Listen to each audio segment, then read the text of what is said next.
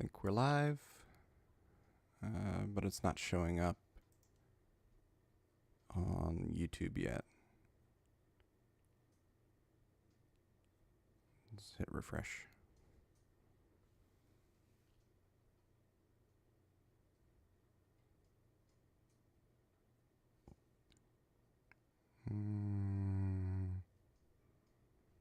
Not live yet.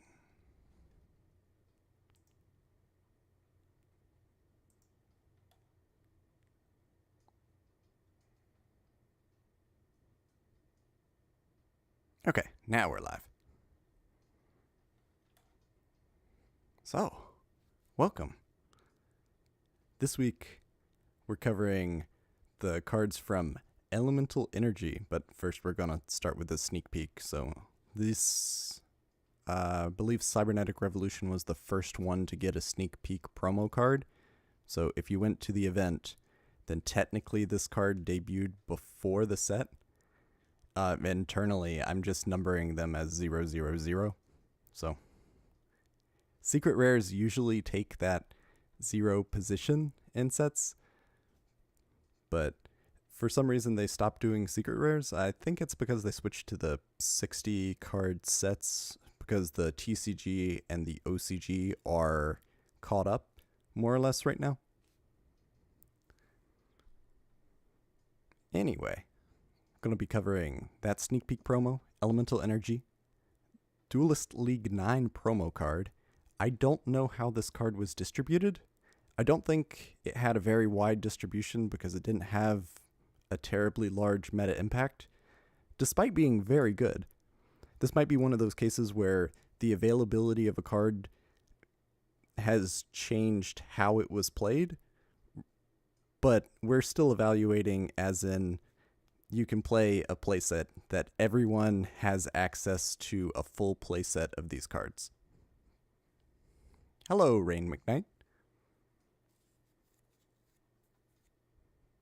Timing's also really interesting too, considering that it comes out right before the Structure Deck 6, the Spellcaster one.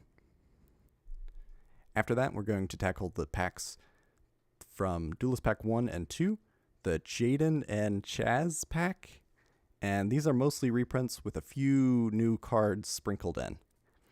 And they're interesting.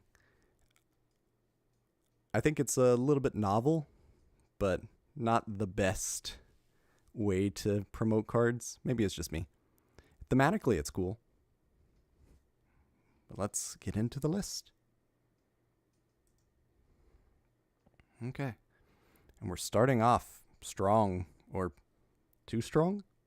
We're starting off with a heavy hitter. So I went ahead and put both of them on the screen. It's a spot the difference puzzle if you're into it. Exchange of Spirit has a very important errata. So originally it reads, normal trap, you can only activate by paying 1,000 life points while there are 15 or more cards in your graveyard.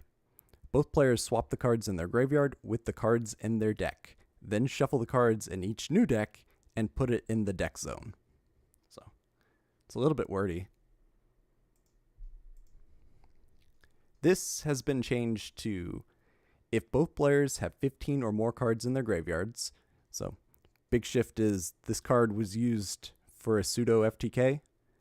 I guess it's an actual FTK if you use Temple of Kings, maybe? Or Makura the Destructor, I'm not sure. Still a pseudo FTK because you gotta wait for your opponent to be unable to draw a card.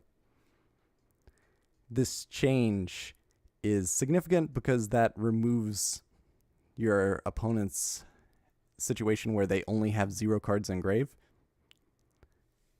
But that actually has another change too, which I'm not sure if I like or dislike. Pay 1,000 life points, each player swaps the cards in their graveyard with cards in their deck, then shuffles their deck. Bit better problem-solving card text. You can only activate 1 Exchange of Spirit per duel. I'm not sure why this is in the card. I guess there could conceivably be loops or situations where you're flip-flopping the deck back and forth. I don't know. Hi, Common X. I don't understand the once per duel restriction on this card. The 15 cards in both players' graveyard makes total sense, though. This card, enabling FTK non-interactive gameplay. I think it's very fair errata, or at least half of it's very fair errata. But effect changing errata automatically puts it in the top category, so unfortunately, design mistake. It's an interesting card. I'll give it that. I like the idea of milling 15 cards instantly. That's a lot of cards to put your whole deck into your graveyard.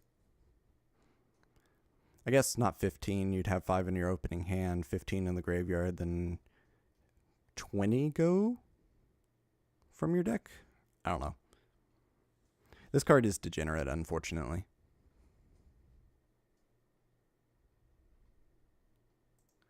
Okay. Now, moving on to the set proper, we have our first card. Zur. No, that's not where it is. Zur, Knight of the Dark World. Dark attribute, level 4, Fiend normal. The name of this illustrious knight is known by all residents of Dark World. He never oppresses the commoners. Interesting. 1800 attack, 1500 defense. And this is one of those cards that's a little bit weird in hindsight. So, we haven't quite gotten Dark Worlds yet. I guess this is more or less their introduction. And they pick a normal monster that doesn't function with the mechanic. So Dark Worlds in general, when discarded by a card effect, get some sort of effect when they hit the graveyard, and usually a much better effect when your opponent causes them to be discarded.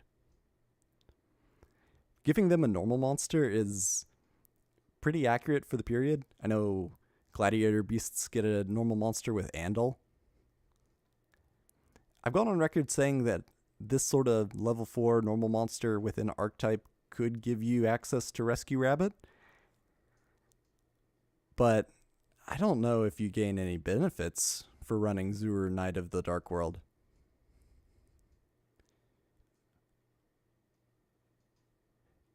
In the lore book, they explain the Dark World monsters aren't evil. They're just born looking like evil monsters. I think the lore and what the Dark World monsters were designed for fit perfectly. Maybe it's just me, but I think that Dark World monsters as an archetype were there to combat a very specific problem that was happening in the game, and that was hand disruption. And there was a lot of ways to remove cards from your opponent's hand. You had Delinquent Duo, you had Don Zalug, you had Trap Dust Shoot, you had Card Destruction, you had a lot of things that were legal in GOAT format, and then some of them continued into later formats. And it's just not fun. White Magical Hat, Amazoness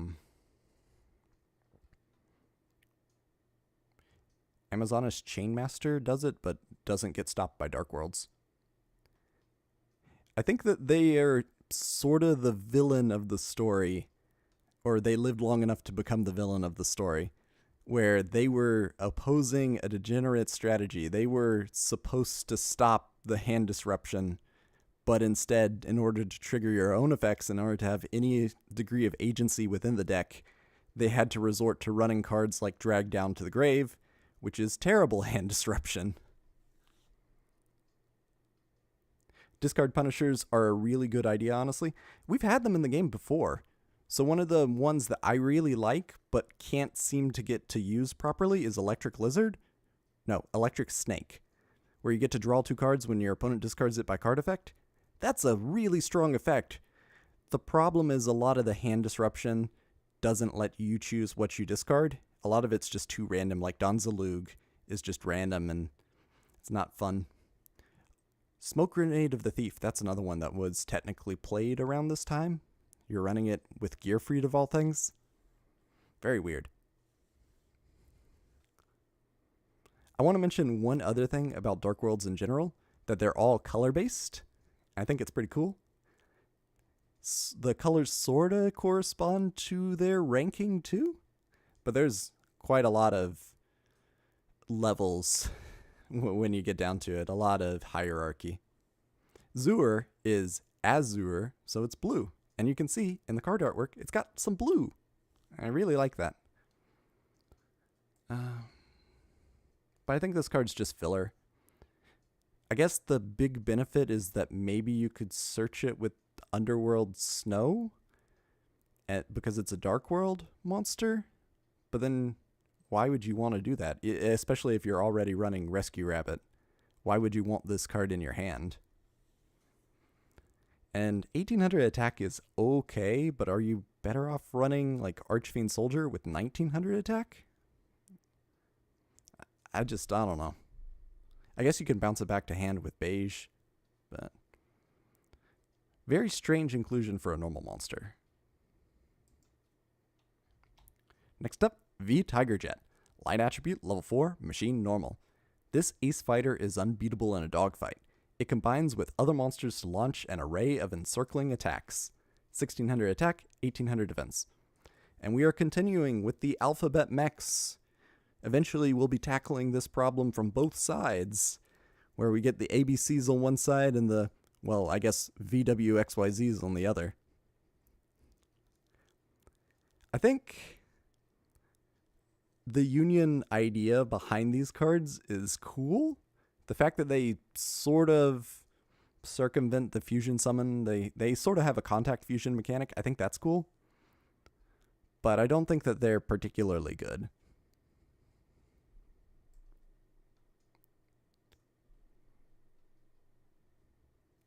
There is some, I believe you can do some things with the ABC support, but it's running a lot of bad cards to try to enable it. It is just one of those things where they just kept piling on new ideas without really thinking about coherency. Next up, Blade Skater. And I do want to point out that some of the artwork is weird, and it's because this is what Konami has on their official website. And I don't know why. It's like some of them come from the anime, or some of them look like unfinished card designs. I'm trying to highlight them when able, and when they're not too weird or distracting. But I don't know. I guess Blade Skater came out pretty okay. Earth attribute, level 4, warrior normal, an image of beauty on the ice. This gorgeous warrior rips her opponent into pieces with her stylish Axel Slicer attack. 1400 attack, 1500 defense. I think it's complete filler. King's Knight came out late in the series, yeah? Did they exist earlier in the OCG? I'm not sure, because I think at this point, the TCG and the OCG have caught up to each other. I think this is their debut in general. The, what are they? The Face Card Knights, I think is what they're called. But I think Blade Skater's pretty filler. It is fusion material. I guess you can get it with Rhoda. 1400 attack, you can bring it out with Rat. They felt so much earlier in their power level. I agree with that. I don't think that the Face Card Knights are good. But they tried really, really hard with some broken support to try to get them off the ground much later. I don't know why, though. The fusion's pretty interesting. I do like the fusion monster. Next up, Queen's Knight. Light attribute, level 4, warrior normal. This monster catches her opponents off guard, dominating them with swift yet graceful attacks. 1500 attack, 1600 defense. I don't want to say that the Face Card Knights are an archetype. I don't think that there's enough internal support for them. I guess if you really wanted to, you might be able to play them as an engine or a complement to something else in your deck. So I'm very hazardous to say that. There is some jank that you can do with them, but I don't know if it's worth it. And it's very weird too.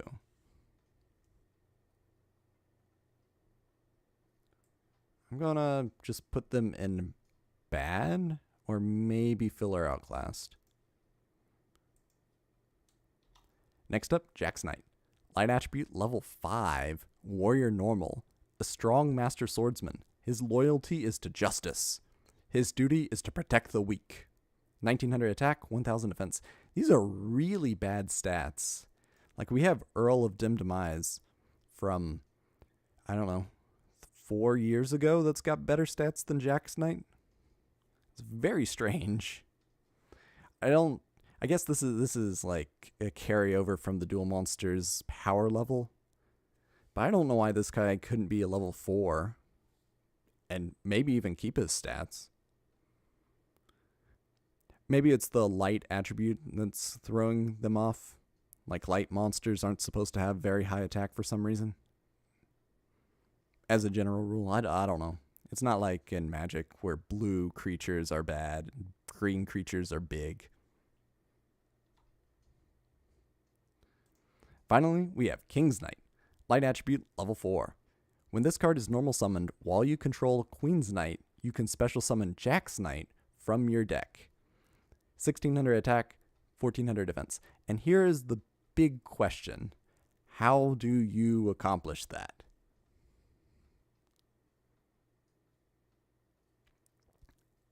And I don't really have an answer. It takes up 2 normal summons is the big problem. And even then, you have to get matched 2 specific cards in your hand. And yes, they are searchable with errata, but it's not a terribly large tempo push. I guess you get 3 cards out and maybe you could link. You do go +1, and it does special summon from the deck. But I just don't think it's worth the effort.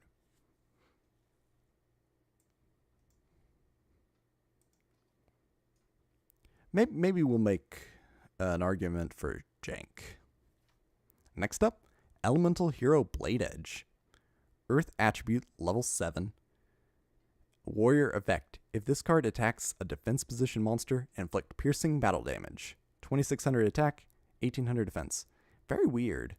I don't quite understand, 1, why this card wasn't released earlier, and 2, why this card is so mediocre. I guess it's got the highest attack over, like, Elemental Hero Neos in the main deck, at least. But I'm just underwhelmed by the card.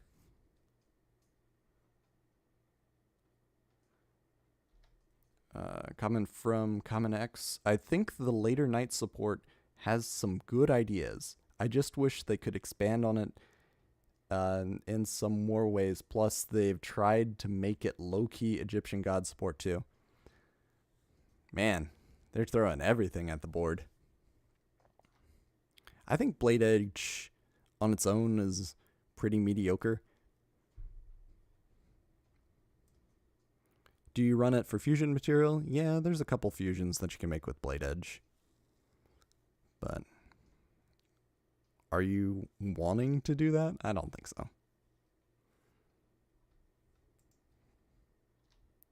Next up, very weird card. We have Elemental Hero Wildheart. Earth attribute, level 4, warrior effect, unaffected by trap effects. 1500 attack, 1600 defense, and it is such a short effect. Like, we've had a few different cards that sort of ignore traps. We had the, like, Eagle Eye and Creeping Doom Manta, I believe, that you can't respond to their summon with a trap card. Tactical Espionage and Invasion of Flame, I believe, are the other 2. Wildheart just doesn't care. And there's a lot of different traps that are running around at this point. Like any of the trap holes, Torrential Tribute, Sakuretsu Armor, Mirror Force. There's a lot of things that are running around that you can just ignore with Wildheart. It goes in your warrior toolbox, which is interesting. And it had meta success, not in hero decks, just teching in Wildheart into other decks. I think that's so silly. In terms of Elemental Hero, I think he's pretty mediocre, but just that effect is really strong. Next up, Reborn Zombie. Dark attribute, level 4, zombie effect. While you have no cards in hand, and this card is in attack position, it cannot be destroyed by battle. 1000 attack, 1600 defense. Its alternate artwork, I guess the Konami website artwork, is very different. I think I like the one on the card better, but I don't know, the other one gives me Castlevania vibes. I had a friend who used to think fan-made origins for some of his elemental heroes. We even thought about a fanfiction and what villains they would fight. I like that. I don't think it makes the cards any better. I think Reborn Zombie is just worse than Spirit Reaper, because it has to be in attack position. You're competing with another zombie. Spirit Reaper self-destructs if you target it, but this condition, just no cards in hand, I'm really disappointed by it. I think it just goes in bad. Next up, Chthonian Soldier. Dark attribute, level 4, warrior effect. When this card is destroyed by an opponent's attacking monster and sent to the graveyard, the battle damage you took from that battle is also inflicted to your opponent. 1200 attack, 1400 defense. This card is like a reskin of one of the Amazonas monsters, except worse, because that your opponent takes the damage instead of you. This card means that you both take the damage for some reason. I don't know. I don't understand why this card exists. It's very situationally... that's okay, I guess, is how I would put it. It's like super marginal upside, sorta. Next up, W-Wing Catapult. Light attribute, level 4, machine union effect. Once per turn, you can either target one V-Tiger Jet you control, equip this card to that target, or unequip this card and special summon it. If the equipped monster would be destroyed by battle or by card attack, or by card effect, destroy this card instead. The equipped monster gains 400 attack / defense. That's not a very big boost. It gets a little bit of protection, but I just don't see it being useful. Very weird alternate arc, too. Like, I like the Chthonian Soldier's alternate arc. I sort of like the Infernal Incinerator's alternate arc, too. Fire attribute, level 6, Fiend effect. Hey, you can search this card with the Tour Bus. No, not Tour Bus. Tour Bus from the Underworld? The flip effect monster that adds non-light / dark fiends to your hand. I guess this card's searchable. Outclassed by Lava Golem, though. Anyway, this card can only be normal summoned or set by discarding all other cards in your hand and tributing one card you control with 2000 or more attack. This card gains 200 attack for each monster your opponent controls. This card loses 500 attack for each other monster you control. 2800 attack, 1800 defense. Man, I feel like the balance point on this card was heavily debated within R&D. And they're like, oh no, it's too strong. It's got 2800 attack on one tribute. Oh, okay. Let's make them discard their whole hand. And that's not enough. So they got to sacrifice a very powerful monster or a decently powerful monster for the time. But then it was too weak, so they let it gain 200 attack for each monster on your opponent's side of the field. So I guess this could go up to like 3,000. No. Yeah, 3,800 at the time. That's okay. I mean, it's a big number. But then they thought that that would be too strong, so then they had to add another effect to it, losing 500 attack for each other monster you control, which I don't know how many other ones you're going to have. You just lost your whole hand. I think this card is all in for no reason. I agree. Union monsters really don't take off until ABC. Although some of the Union support is pretty good. Frontline base was pretty good. I'm disappointed by Infernal Incinerator. Infernal Incinerator, not Infernal Incineroar. That'd be a crossover card. I really like the alternate artwork, though. I'd like to see that be printed.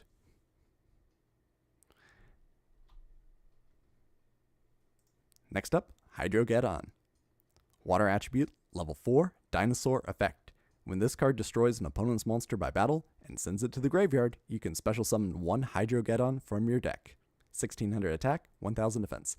And if it's not obvious, the Hydrogeddon that you summon is during the battle phase.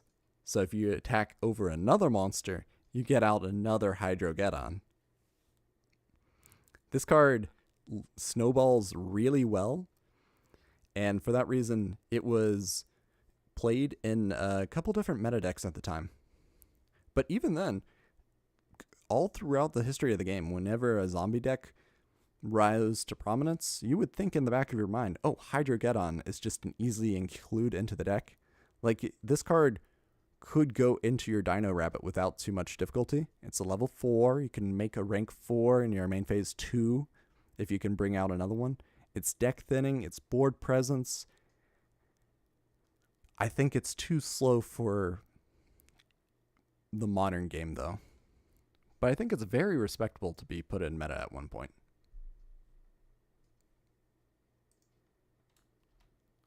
Next up, Oxygeddon. Wind attribute, level 4, Dinosaur effect. If this card is destroyed by battle with a Pyro monster and sent to your graveyard, okay. Or if your opponent's wearing polka dots on a Tuesday, each player takes 800 damage. 1800 to attack, 800 defense. I don't understand why this is so specific, why it couldn't just be a fire attribute monster. I think it'd make the card a little bit more relevant. 1800 attack is decent stats. Dinosaur's decent type.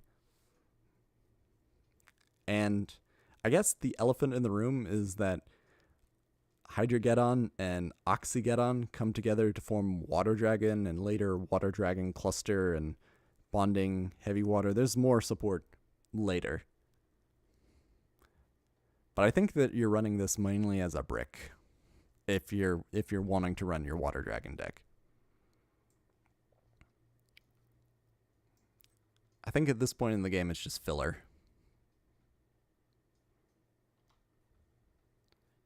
Speaking of which, Water Dragon. Water attribute, level 2, 4, 6, 8. Sea Serpent effect. Can't even be another dinosaur. You gotta make it off-type for some reason. Cannot be normal summon / set. Must be special summoned with Bonding H2O. The attack of fire monsters and pyro-type monsters on the field becomes 0. When this card is destroyed and sent to the graveyard, you can target 2 Hydrogeddon and 1 Oxygeddon in your graveyard. Special summon them. It's a little bit interesting that you do get a rebate, but it's only when it's destroyed and sent to the graveyard. We got Macrocosmos, we got Dimensional Viscer in a previous set, so just saying that might not always happen. 2800 attack, 2600 defense. I think it's all in that this card takes a ridiculous amount of board presence away from you, but it does give you a rebate if it's destroyed. And there's not a ton of things that can banish it at this point. I guess you got DD Warrior Lady and Dark Core, and I think Karma Cut's coming up in a few sets. I don't think we have Karma Cut yet. I just think that the card's too many hoops. I like the idea that it has a little bit of a rebate, though. I think that that's much better than a lot of other cards. Like your Blue Eyes Ultimate Dragon doesn't split off into Blue Eyes White Dragon when it gets destroyed.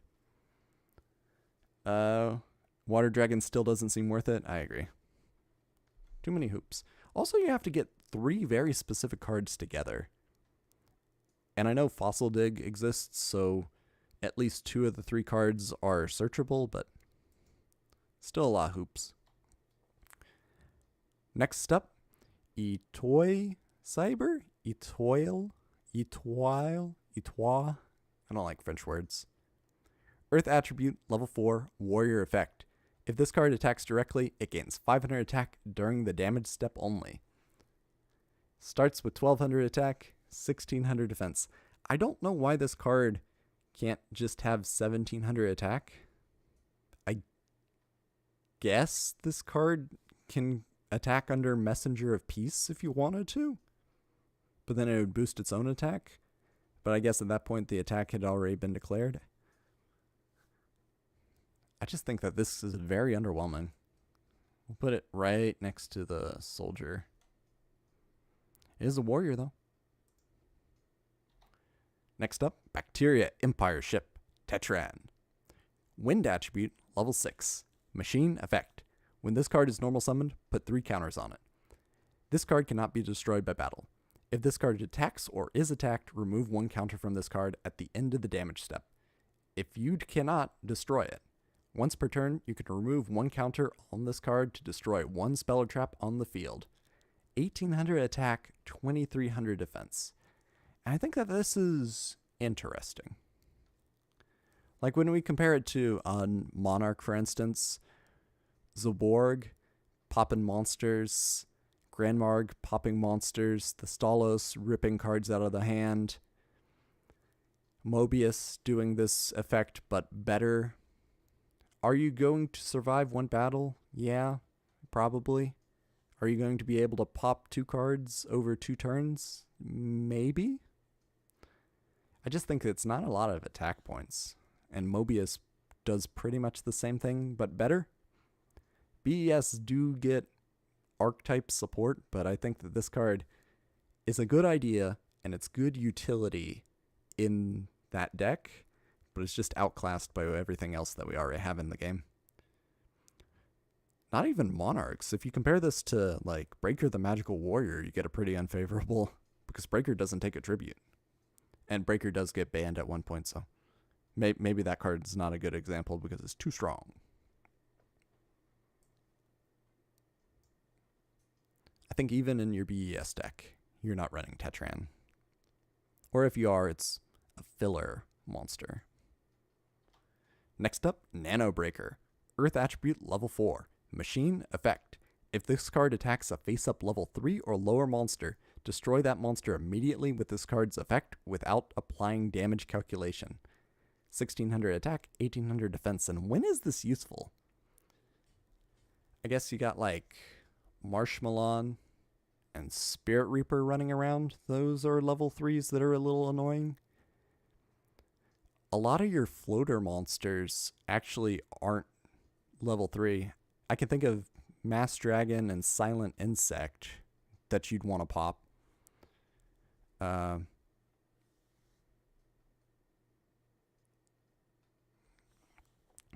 just trying to think, when is this useful? Like, it's a tiny bit of an upside, but you're not competitive in terms of attack points with your peers.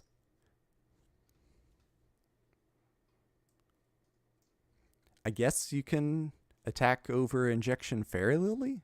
That's okay. It's got to be a face-up monster, so it's not going to be, you know, turning off flip effects. A lot of flip effect monsters are lower level, but I don't know.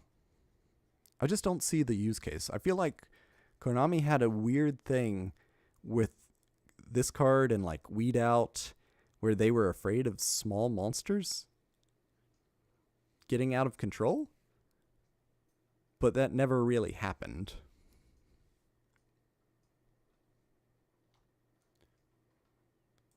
Next up, Rapid Fire Magician. Dark attribute, level 4. Spellcaster, effect. Inflict 400 damage to your opponent each time you activate a normal spell card. 1600 attack, 1200 defense. I feel like this card reads better than it is. I mean, when you compare it to like Spell Absorption, you're getting damage instead of life point gain, which is good. It's a little bit more restrictive. It's only normal spells. I think you're not dealing a lot of burn damage with this card. Even if you start with 4 spells that you can immediately activate in hand, you're only dealing 1600 damage, but I guess you are netting yourself some advantage. You're terraforming, your Emblem of Dragon Destroying, your Gather Your Mind. That one doesn't give you any advantage. I can see why this card is appealing, but I don't think it's good. I think we're just going to put it in filler. Next up, Beige, Vanguard of the Dark World. Dark Attribute, level 4, Fiend effect. If this card is discarded to your graveyard, special summon this card. So simple, but really good. 1600 attack, 1300 defense. Interestingly, this card doesn't actually benefit from your opponent. A lot of the later Dark Worlds, even in the set, have a secondary effect when they're discarded by your opponent's card effect. Beige doesn't. That being said, Beige, really strong. It's super simple, just board presence. You special summon out Beige, you bounce it back to hand, you get back your Grapha. Really strong effect. Do not underestimate, for a good portion of the time, just board presence while you're also digging through your deck or tearing apart your opponent's hand, or there's a lot of different things that you're running in your Beige. You're running Beige for in your Dark Worlds deck. I think it's a 3 of most of the time. Real strong card. Do you run it in Modern Dark Worlds? Are Modern Dark Worlds playable? Does this card surpass, like, Danger Monsters? Maybe? I'm tempted to put it in worth considering today. But I don't think that Dark Worlds are worth considering today. And ethically, I don't think that they should be. I don't think that they're a good deck for the game. Because Beige is not once per turn, it is a huge part of the Modern Dark Worlds. That's fair. But how good are Modern Dark Worlds are the question. Still sees play? Okay. Oh, there is the new structure deck. I forgot about that. They finally got, what is it? The search card, too. Where that you can search this directly from the deck and then immediately special summon it through the same effect. Charge into the Dark World, I think is the name of the card. Okay. I can see that. Next up, Brow, Huntsman of the Dark World. Dark Attribute, level 3, Fiend effect. If this card is discarded to the graveyard by card effect, draw 1 card. Or, if it was discarded from your hand to your graveyard by your opponent's card effect, draw 2 cards instead. 1400 attack, 800 defense. This is part of the reason why Dark Worlds are just so fast, is that they're cycling through their deck, and this is just draw power. There's so much draw power in Dark Worlds. You got Dark World Dealings, you got Brow, you got Snow, which is searching your Brow or one of your spell cards to enable it. You got Charge into the Dark World. You got Gates of the Dark World. There's a lot of good utility that she can run. I think that this card is obviously worth considering today if you're running Dark Worlds, but maybe it fits into other decks too. It is a 2 guide target. I don't know. Something to consider. Oh, and running into our color tally, Beige is beige and Brow is brown. Brow is good even outside of Dark World decks. Discard effect like Pearly play him to offset the discard effects that their spells have. Interesting. I would not see it in Pearly.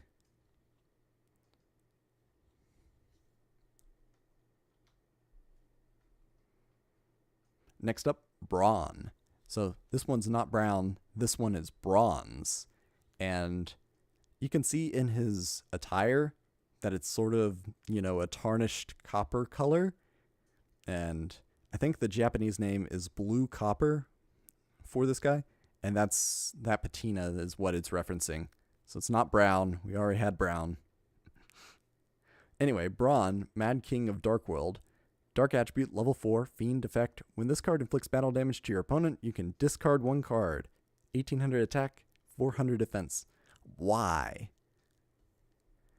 I think in terms of enabling your Dark World strategy, this is inconsistent because it has to get in for battle damage. It's got okay stats. I mean, it's got worse stats than Zur. And then at least it's optional. You don't have to discard a card if you don't want to.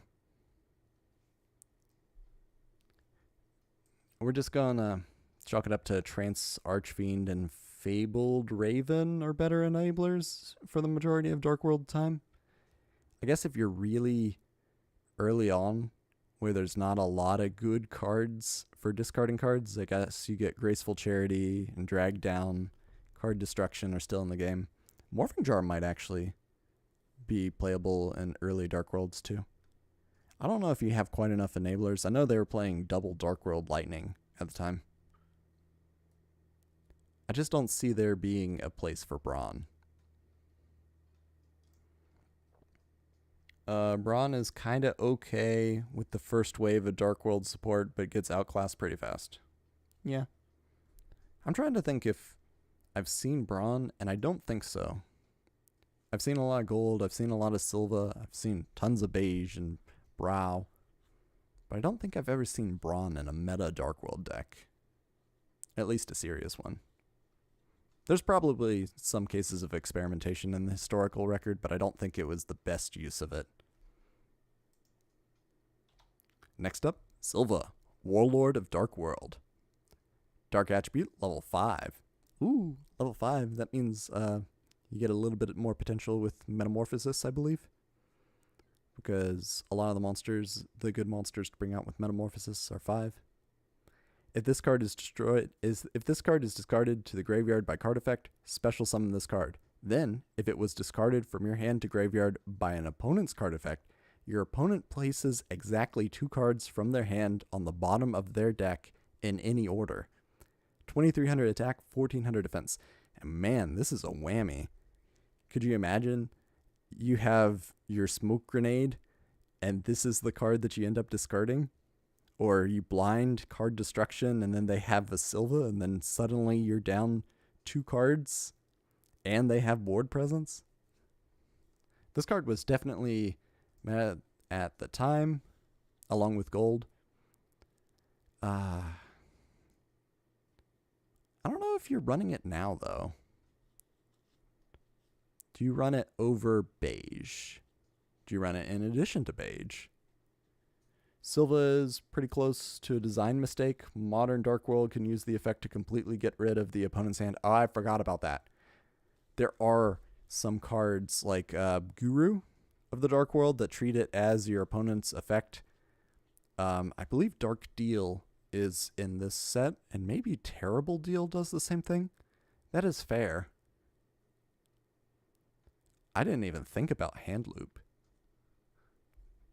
I guess this card's sort of like Moulin Glacia.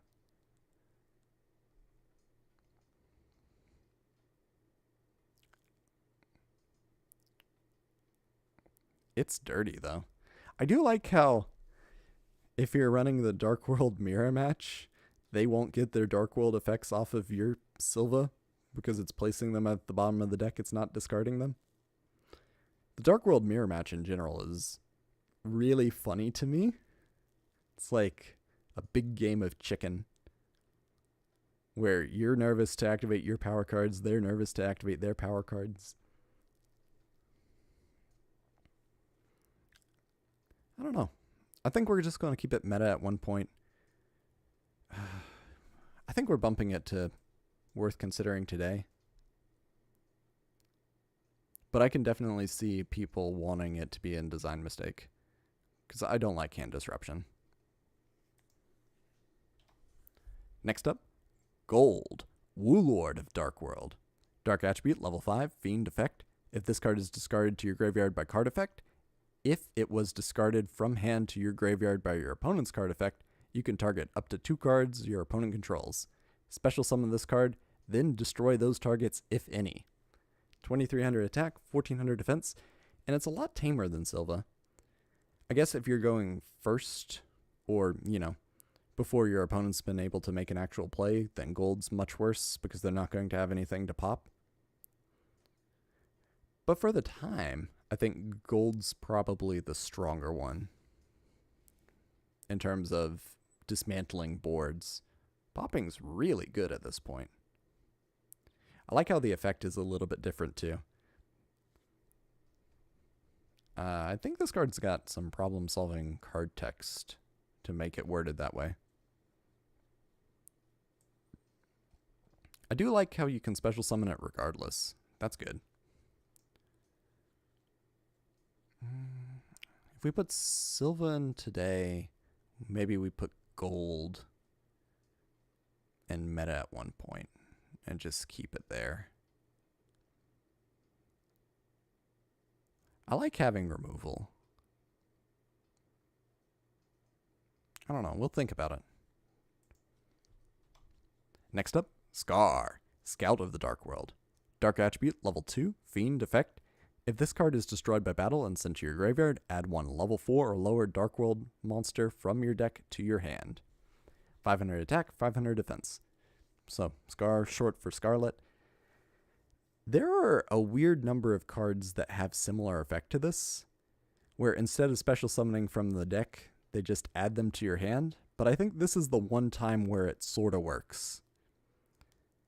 Birdface, I believe, does this, and I think Test Ape does this too for Gladiator Beasts. I guess it sort of works for Gladiator Beasts, but I'd much rather have them, you know, on the field for board presence. But your Dark World monsters, you want them in hand. I just don't think that you run this. What are you going to do? You're going to set it. It's slow. It's cumbersome. Takes up your normal summon.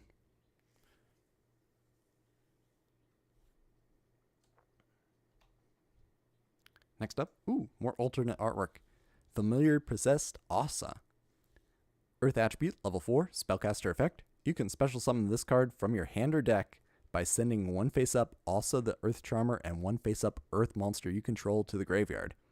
If this card special summoned by its own effect attacks a defense position monster, inflict piercing battle damage.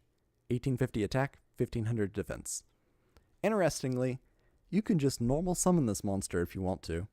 So it means that, you know, Spellcaster decks get a beater if they want to. I mean, you already had a Skilled Dark Magician, so maybe it's not the best beater. I think special summoning itself from deck is funny. The dream combo is steal one of your opponent's earth monsters, then tribute your Asa the Earth Charmer and that monster to special summon it from deck. But then you're relying on the slow, hard to use flip effect monsters. I don't know. We're going to be covering all 4 familiar possessed at the same time, so let's go ahead and read the next. Next is Familiar Possessed Area. Water attribute, level 4, Spellcaster effect. You can special summon this card from your hand or deck by sending one face-up Area the Water Charmer and one face-up water monster you control to the graveyard. If this card special summoned by its own effect attacks a defense position monster, inflict piercing battle damage. 1850 attack, 1500 defense. Next up, Familiar Possessed Hita. Fire attribute, level 4, Spellcaster effect. You can special summon this card from your hand or deck by sending one face-up Hita the Fire Charmer and one face-up fire monster you control to the graveyard. If this card special summoned by its own effect attacks a defense position monster, inflict piercing battle damage. And finally, Familiar Possessed Wind.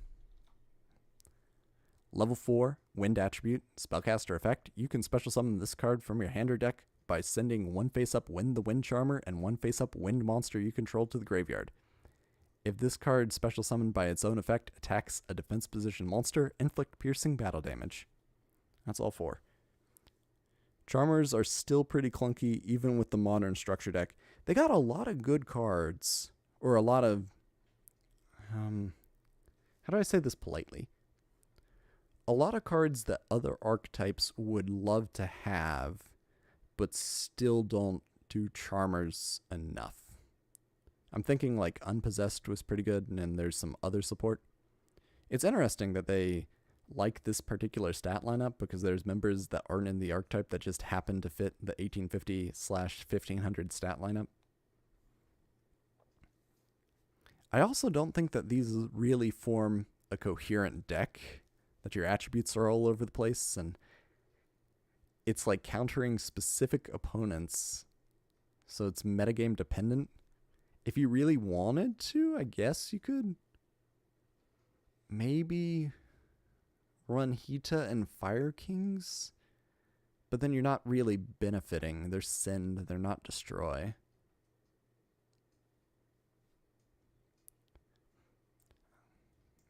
I think if you played these cards as if you were normal summoning 1850 attack vanilla monsters, they'd be okay. They wouldn't be great. Would I prefer Blazing Apache? Maybe. Next up, VW Tiger Catapult. Light attribute, level 6. Machine, fusion effect. Materials are V Tiger Jet, W Wing Catapult. Must first be special summoned from your extra deck by banishing the above cards you control. You can discard one card, then target one monster your opponent controls. Change that target's battle position. Flip effects are not activated. 2000 attack, 2100 defense. Why? Why is the effect so underwhelming? If I'm discarding a card, I want to be able to take out a card. I want to go 1-for-1 for card economy. I guess we can compare it to Thunder Giant, and yes, this is a contact fusion, but you still gotta get the monsters onto the field, which is a little cumbersome. And then the effect is just underwhelming. I guess it turns off flip effects, and flip effects are pretty important at this point. But 2000 attack, 2100 defense. It's not even as good as Book of Moon. Yeah, it can't even flip things face down, can it? VW is way worse than the other XYZ two-piece fusions. I agree. And there were a lot of them. I think it's just bad, though. I don't think it's very bad. Next up, the big boy. VW XYZ Dragon Catapult Cannon. Light attribute, level 2, 4, 6, 8. Machine, fusion, effect.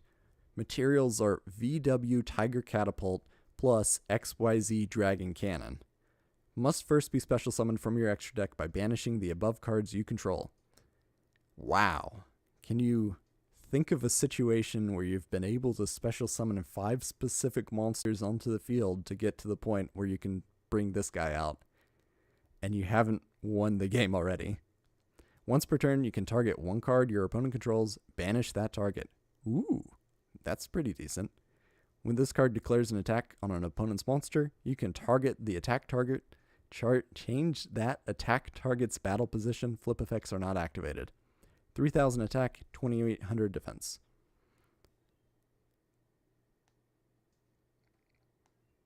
I love how Ojamas can cheat out this guy. Still bad, but a fun gimmick. I agree with that. Easy to get out with Ojama Simulation nowadays, but Ojamas is too inconsistent.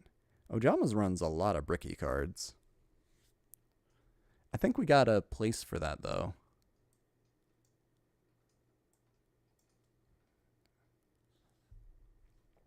Effect's pretty good. It's just, you gotta... If you're bringing this card out legitimately, it is so many hoops. Yeah, really hard to summon common. Next up, Cyber Blader. Earth attribute level 2, 4, 6, 7. Warrior fusion effect. Oh no, I gotta say it again. Materials are Etoile, Cyber, and Blade Skater. A fusion summon of this card can only be done with the above fusion materials. This card gains the following effect based on the number of monsters your opponent controls. 1. Cannot be destroyed by battle. 2. This card's attack is doubled. 3. Your opponent's activated card effects are negated. 2100 attack, 800 defense.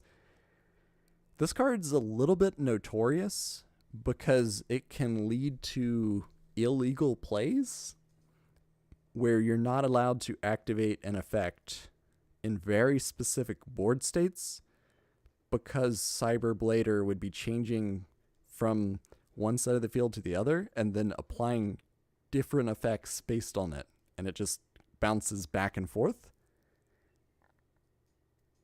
It can cause a few infinite loops, yeah.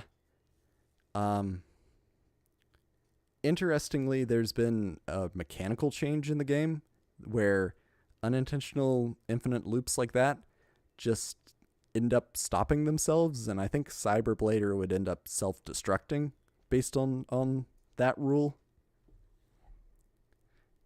This card used to be problematic. It's not as bad as like Amplifier, where Amplifier really messed up certain cards. Same thing as non-spellcasting area, and there's a lot of cards that cause infinite loops. Anyway, illegal play states. I think this card has been fixed, but in fixing it, they have made it worse. We're not going to evaluate that. We're going to say it's not a problem. These effects cannot be destroyed by battle. That's okay. This card's attack is doubled. That's pretty good. 4,200 attack. Not too hard to bring out. Well, a little hard to bring out. It's fusion with specific materials.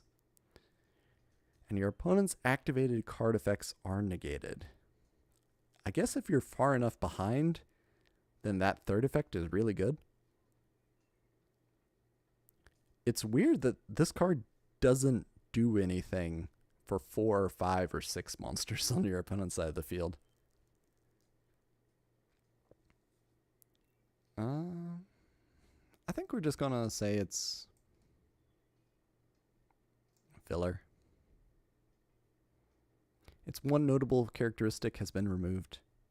Very interesting art that they chose for on the website, though. I like the card art personally.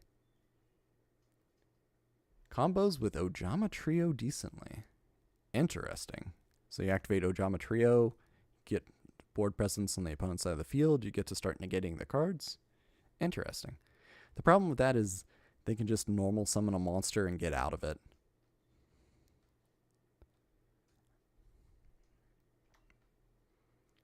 Next up, Elemental Hero Rampart Blaster. Earth Attribute, level 6. Warrior Fusion Effect. Materials, Elemental Hero Clayman, Elemental Hero Burstenatrix. Must be fusion summoned. Good. This card can attack directly while in defense position. Why? If it does, apply the attack for damage calculation, and its attack is halved during damage calculation only. 2,000 attack, 2,500 defense. This card is really weird. It's not good. Yeah, I agree. It's not good. It's interesting you want to have, your defensive wall. This is way before we got Super Heavy Samurai, and we might have Total Defense Shogun, actually. I'm not sure when that card comes out. It only attacks for 1,000, though. It would have been perfectly balanced and not good even without the attack halving. Yeah.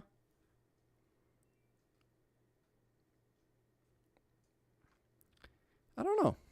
It looks like it's good for turtling, so at least the artwork is good. I have no clue what Konami is doing with their website artwork. I think we're just going to keep it in bad, though. This card, I think, has had errata, too. I think it was weirdly worded and implied that it couldn't attack directly if your opponent had monsters on the field or something.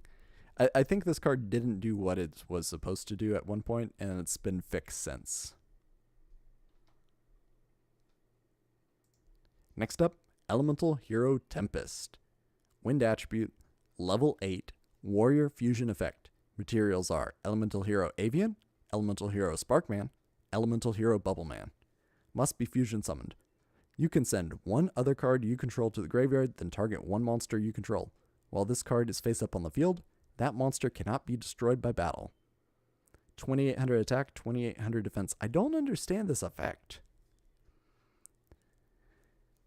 It's sort of like, what is it, Safe Zone or Master Key Beetle, but it's only destruction by battle. And you're still going to take the damage? And you have to send a card to the graveyard to even activate this for a little bit of protection? I think the card's just underwhelming.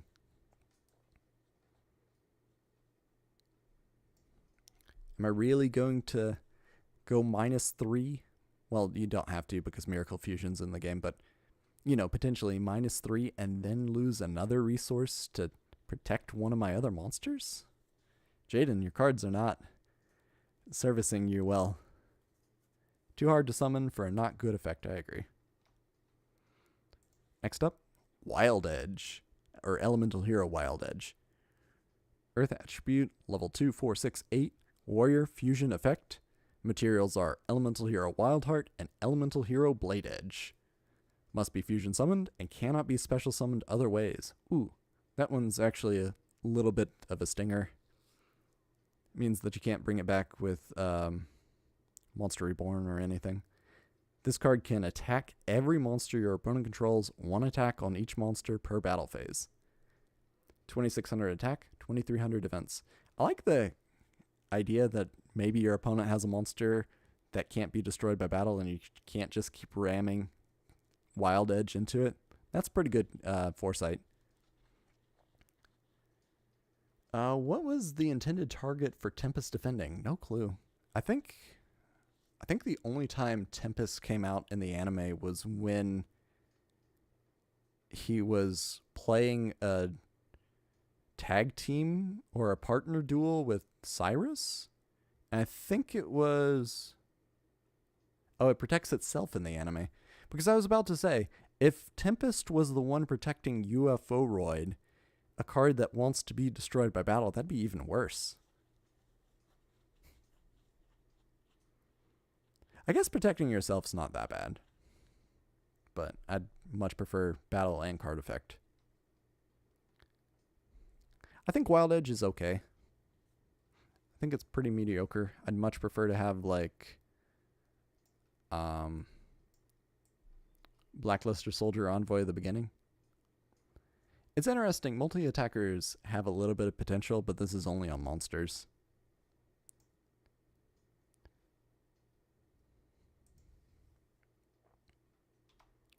Next up, Elemental Hero Shining Flare Wingman.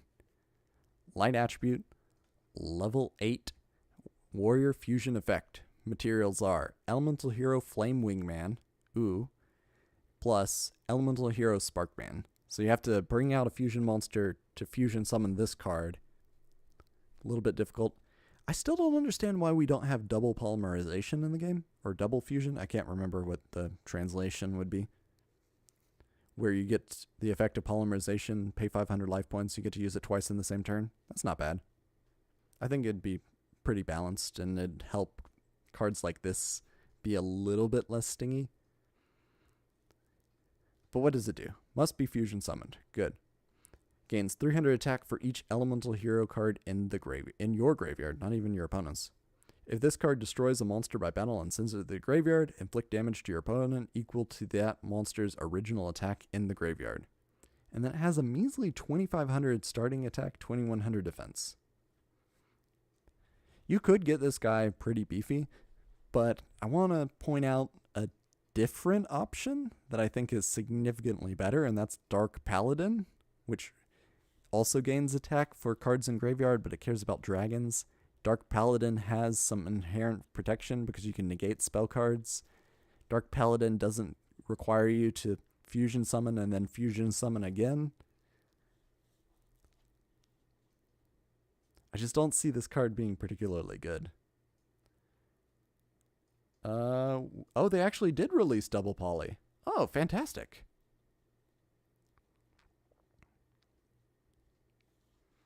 Is double poly good?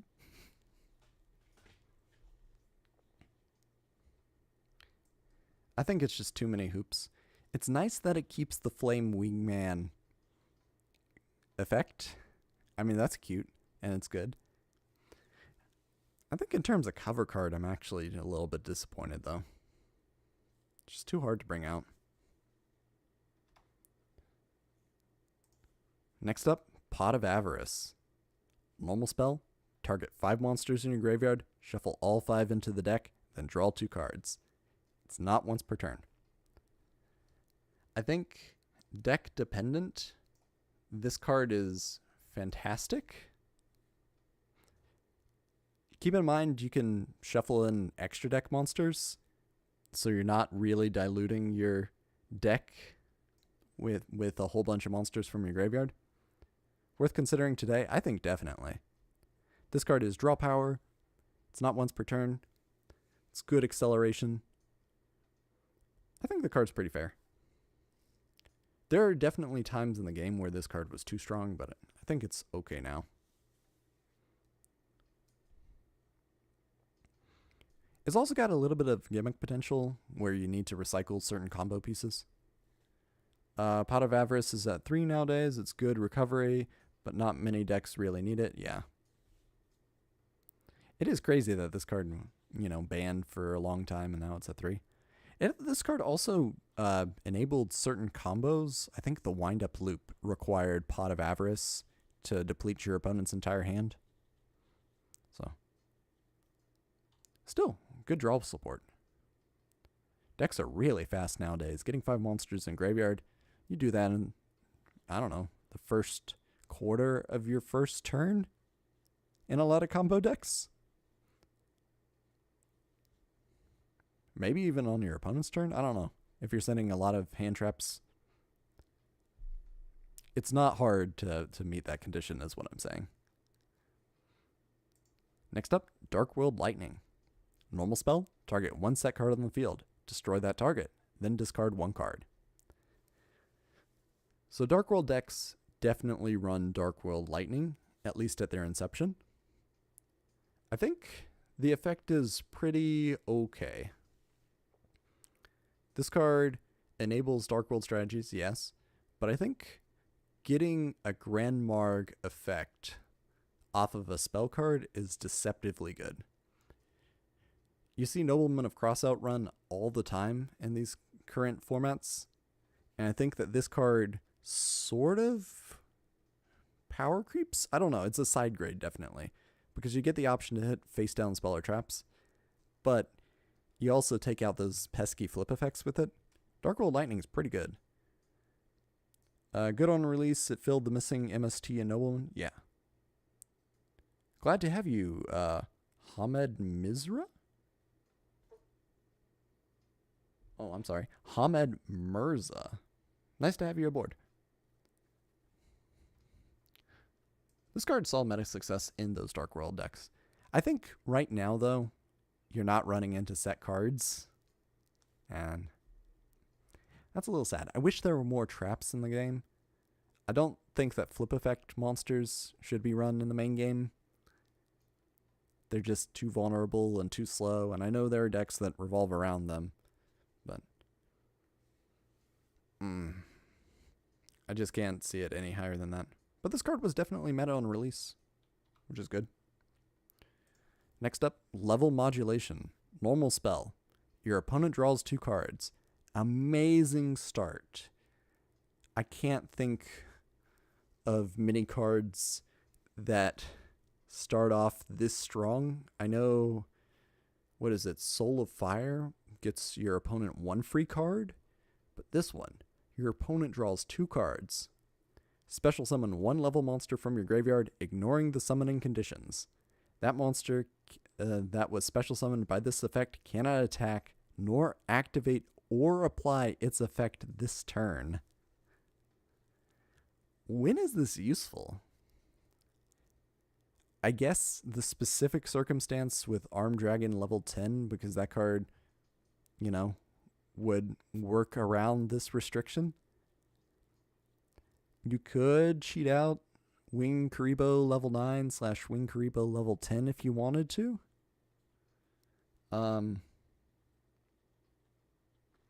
Your opponent drawing 2 cards, though. That's gotta be one of the worst downsides in the game. You're going -2. But I guess you're bringing out your super boss monster. But what are you even bringing out? You're bringing out like Armed Dragon level 7. And then can't activate the effect, so you can't get the removal off.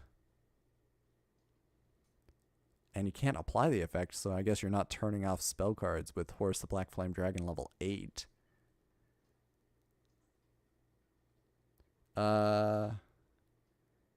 You could cheat out Horus for the lock, but it negates... Oh, but it needs to be properly summoned first. Oh, that is sad. Yeah, a lot of the level monsters are very specific. You can bring out the ultimate insect with it for no effect. Try to mill out your opponent with it. I think there's a bad gimmick deck that you can make with Arm Dragon, Super Rejuvenation, Level Modulation, and Appropriate, where you end up giving your opponent cards with Level Modulation, and then you draw cards off the back of it. But man, that's reaching. Your best target is Silent Magician level 8? We need to get some better level monsters. Next up, Oja Magic. Normal spell.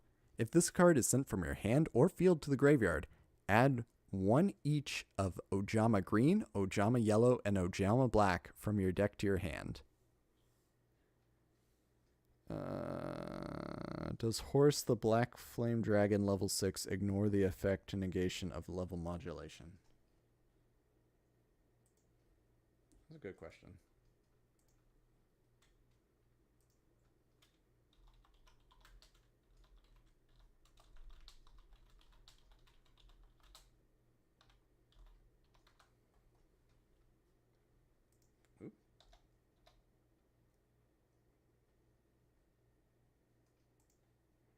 Okay.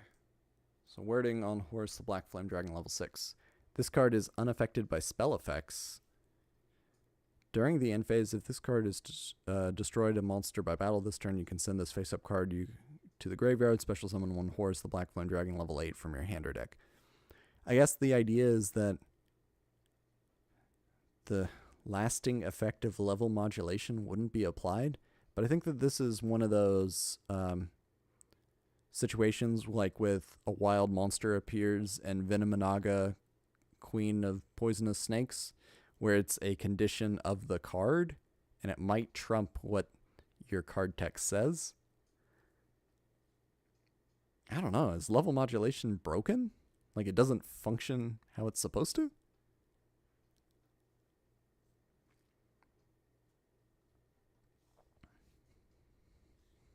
I don't think that that's a good combo for the record. I think you're still... I think you're just not going to end up in a good situation. Even if you did get the effect and you could level up into the level 8, I don't think it'd be good.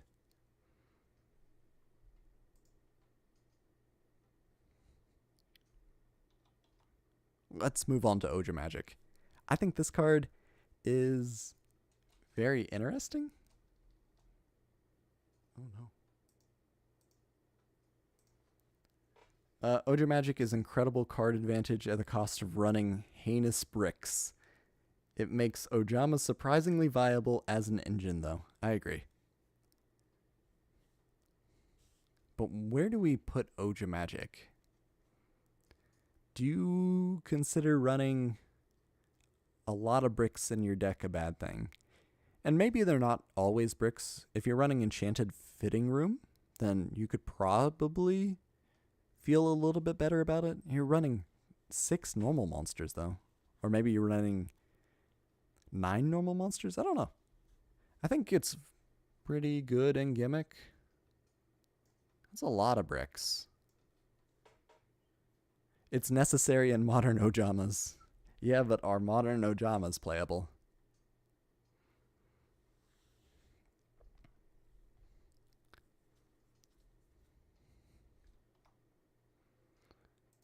Next up, Oja Muscle.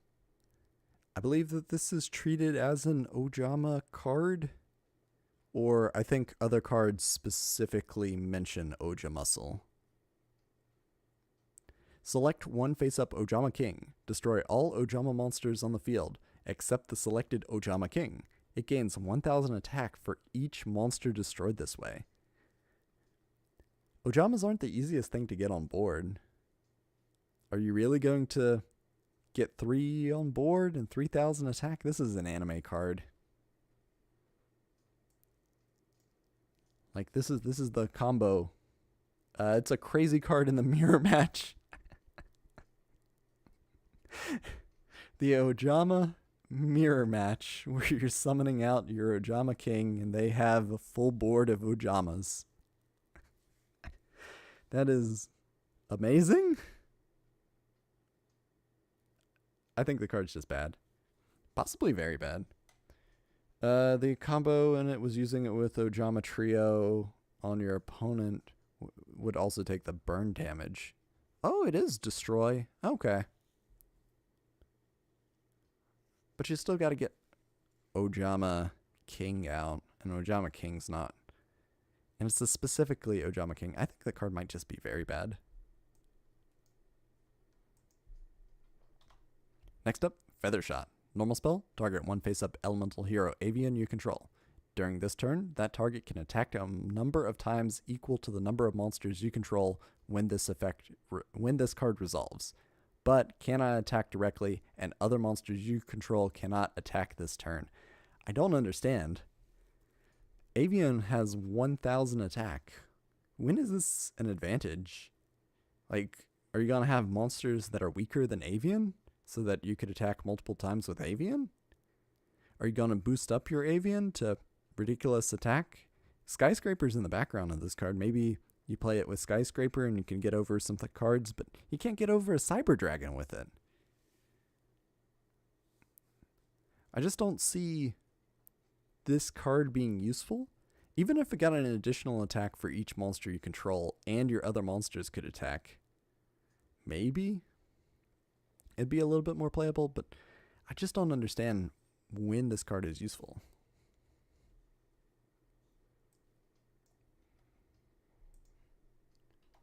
Next up, Bonding H2O. Normal spell, tribute 2 Hydrogeddon and 1 Oxygeddon. Special summon 1 Water Dragon from your hand, deck, or graveyard. That's really nice. It's good that Water Dragon isn't a brick in hand. And I guess you could mill your Water Dragon at some point or have it discarded. It's level 8, so I guess you could trade in your Water Dragon if you wanted to bring it back with Bonding H2O. Problem with this card. Actually, no. Can you? So it's a cost where you're tributing the 3 monsters and then semicolon. Special summon 1 Water Dragon from your hand, deck, or graveyard. Do you run this in Diamond Dude Turbo? Are you running like a weird Diamond Dude Destiny Draw trade-in Bonding H2O? Probably running like Plague Spreader Zombies so that you could set this up, or Feather of Phoenix. I don't know.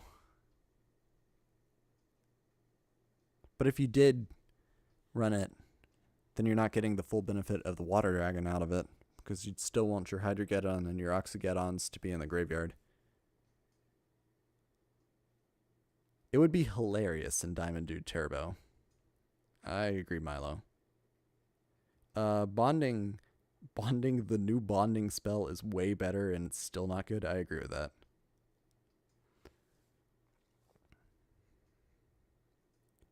I don't know. I'm tempted to put it in bad, but I think we'll put it in gimmick to be charitable.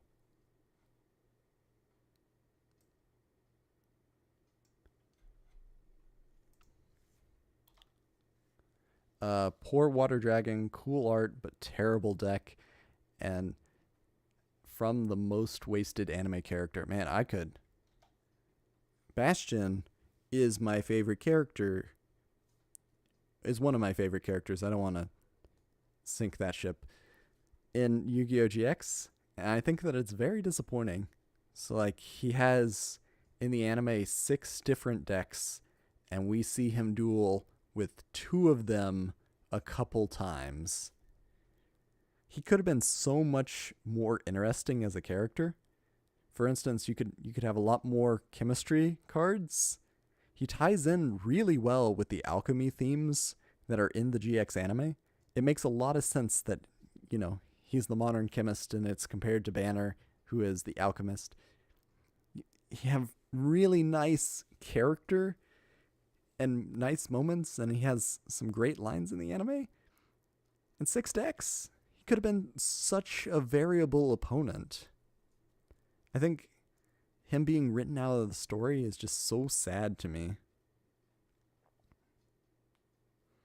Bastion might be my favorite, what is the right word? My favorite lost character? I don't know. He had so much potential. Next up, Chthonian Alliance.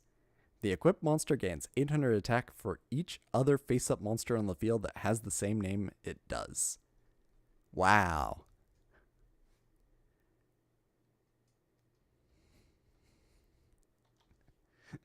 At least Bastion got a hot chick in the end. The Amazoness lady. Yeah, she definitely swooned over him. I don't know, consolation prize. Even the Society of Light stuff, that was really interesting. I wanted to see his amazing deck, but Chthonian Alliance. Do you run this in Harpies? When is this card better than Solidarity? It's better than Solidarity if you have 3 of the same monster out on the field. Or if your opponent has the same monster out on the field. So I guess in a very specific mirror match. When is this card better than Axe of Despair? Again, you need 2 copies of it. We get Inferno Reckless Summon in Duelist Pack Chaz. So I guess there's something that you could do with that. There's a better version of this card that comes out later that you have an option to run in Harpies that counts the names in the graveyard.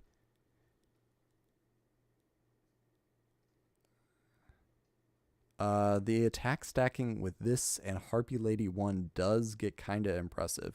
Okay.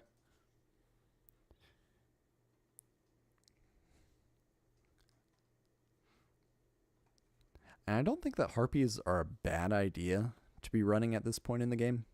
Harpies definitely become meta, but not with Chthonian Alliance. I think Harpy's Hunting Ground is completely playable, and when we get a couple cards from Lord of the Storm, it gets significantly better.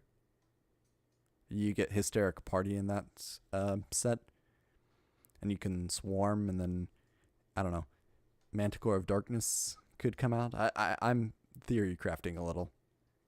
It feels filler outclassed. I can agree with that. The situation where it's useful doesn't come up very often, and when it does, the payoff is not there for me. And I just want to point out that there is a card that completely power creeps this card called United We Stand that just gives you the 800 attack for each other monster you control for free. United We Stand was at 1 for a long time, and I understand why, but man, this card is very poor imitation to that.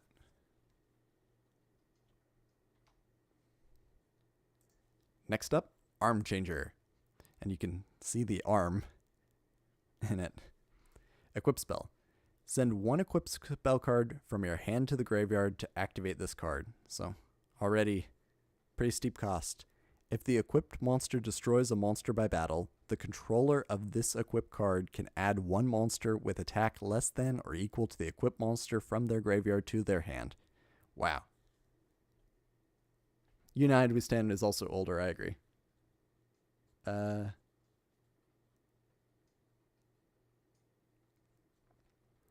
think the effect of Armed Changer is okay. I think that recycling your monsters can be beneficial.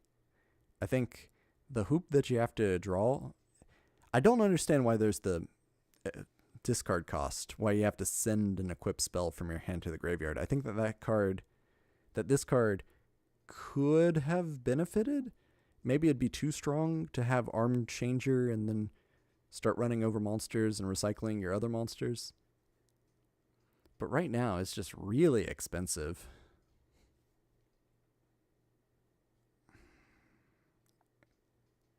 I could see the idea. I just think that the balance point is off on it. I think we're going to say bad. You also are adding a lightning rod to your side of the field that your monster becomes so much better to pop when it has an equip spell because then they go 2 for 1. My first thought is about gadgets could have some use, but I don't remember gadgets ever running it. What equip spells are gadgets running? I agree though, recurring gadgets would be pretty good. Get the ball rolling. Ultimate Offering still in the game. So next up, Branch. I don't know why the card got an exclamation mark. I feel like the artwork isn't really serving it. Like a branch coming up and hitting you in the face is what it sounds like it's saying, and then you just got like a general graveyard scene. What does it do? Continuous spell. When a fusion monster on the field is destroyed by battle or a card effect and sent to the graveyard, you can target one of the fusion materials in your graveyard that was used for its fusion summon. Special summon it. Very interesting card. I think this card is strictly better than Centrifugal Field most of the time. I actually wish this card was a field spell because then you could search it same as Centrifugal Field with terraforming. But I guess it being a continuous spell isn't that bad. Giving you an instant rebate on your fusion monsters is good. Your opponents definitely want to pop this pretty high priority. It triggers when destroyed by battle or by card effect, so that's significantly better. Seems shockingly playable for old Yu-Gi-Oh! It's just unsearchable. I agree with that.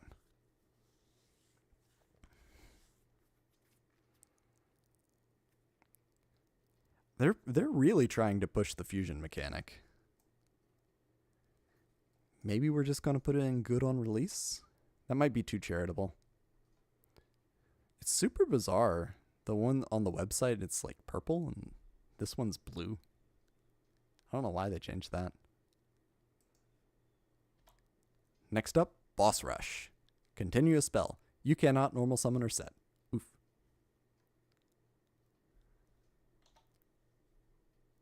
Didn't know that Branch existed. Yeah.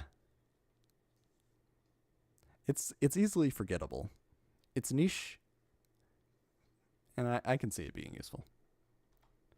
Next up, Boss Rush. This one doesn't get an exclamation mark, which is weird, because Branch got one. Continuous spell. You cannot normal summon or set. During the end phase of the turn that a BES monster or big core is destroyed and sent to the graveyard, you can special summon one BES monster or big core from your deck. We can see the ball sort of rolling. Like you can compare this directly to Pandemonium, and Pandemonium self-recruits. This card special summons directly from your deck, but Pandemonium doesn't take away your normal summon / set.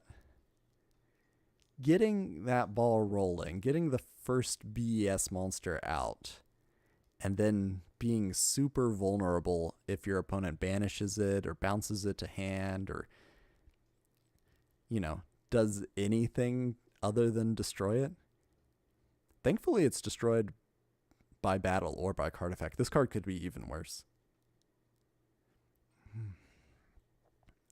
I think the idea is interesting. Especially if your BES monsters are self-destructing, which can happen. It's during the end phase, too. So you gotta wait for it to come back. I like the idea, though. I really like the idea of this card. That maybe if you can cheat out your BES monsters, you can do something with it. Oh man. No normal summoner set is really hard. We're just going to put it in Gimmick, specifically in older formats, maybe. I can see a BES deck being fun when it works and terrible when it doesn't. Next up, Gateway to Dark World. Quick play spell. Target one Dark World monster in your graveyard. Special summon that target. You cannot special summon monsters the turn you activate this card except with this effect. But you can normal set. You cannot summon monsters the turn you activate this card except by this effect. But you can normal set. Man, you got to read it twice.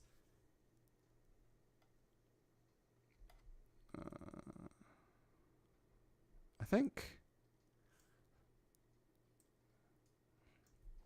think you run this card the same way you run Scapegoat, where you wait on your opponent's turn and you can bring back your big monster and you don't really care about not being able to special summon or not being able to summon during your opponent's turn. Bring back a Grapha, that's not bad. It's a quick play spell. I think I've seen this card be played. Modern Dark World deck has a better version of Gateway to Dark World. I agree with that. Acceptable in archetype, but quick play Reborn is still decent, even with its restrictions. I don't know if I'd put it that far. We have Monster Reborn, and Monster Reborn's, you know. Ooh. The BES field spell searches it out and gives the BS a counter when special summoned. That's fair. I forgot about that. The BES monsters would just die in one hit otherwise for boss rush. I think we're going to keep it. I think acceptable on archetype's fair.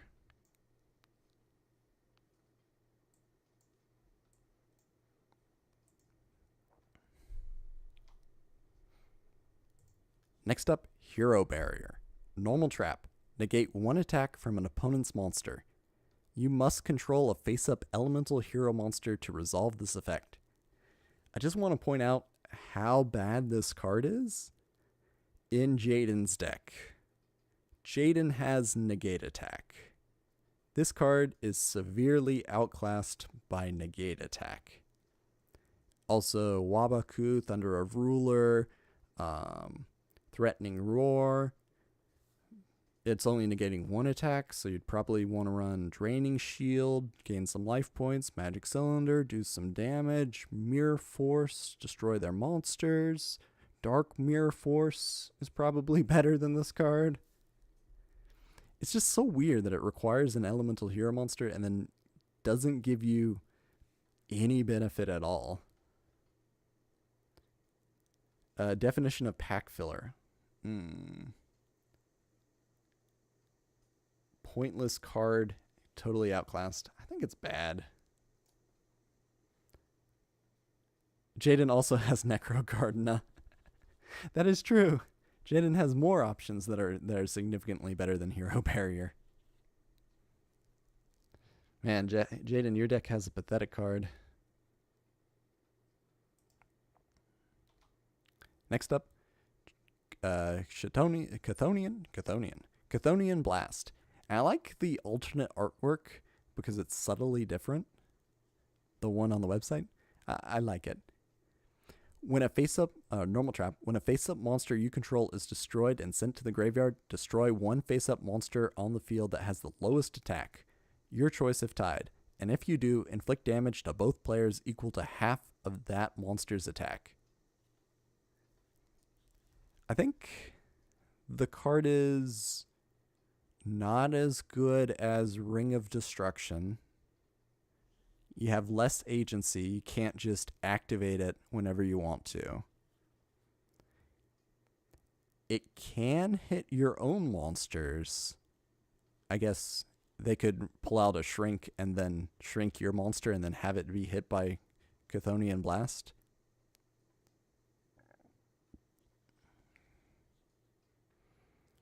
It's not bad, though. Would you be running it over, like, Widespread Ruin? No. Would you be supplementing your Sakuretsu armor with this? It's not bad. I just think that it's not good. I think we're going to put it in filler. Talking about Jaden's deck, wait until we get the Neospacians. I agree. The Neospacians are surprisingly playable. Next up, the Forces of Darkness. Target 2 Dark World monsters in your graveyard. Add those targets to your hand. Very simple effect. I think that this card is sort of outclassed now by Recurring Nightmare. Specifically because Snow has 0 defense and some of the other Dark World adjacent monsters can have 0 defense. The card's slower, but it's not bad. I think for the time, I'd say that this card is acceptable in Archetype. You're going +1. It's just slow. The Forces of Darkness would have been so good if it were a spell. It would be amazing. It would be possibly broken. It would probably have to have a hard once per turn to make it fair.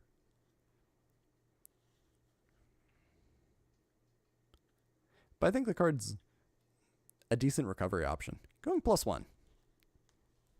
When you compare it to like Dark Factory of Mass Production, same card economy, but you're getting significantly better cards back to your hand. I don't know why you'd bring Scar back. Brow's a great choice, but I wouldn't bring Scar back.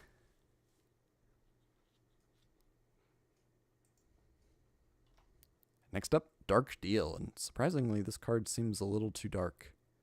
Normal Trap. When your opponent activates a normal spell card, pay 1,000 life points. The effect of that normal spell card becomes your opponent discards 1 random card. Wow. This is sort of negation? One, they still have to pay the cost, so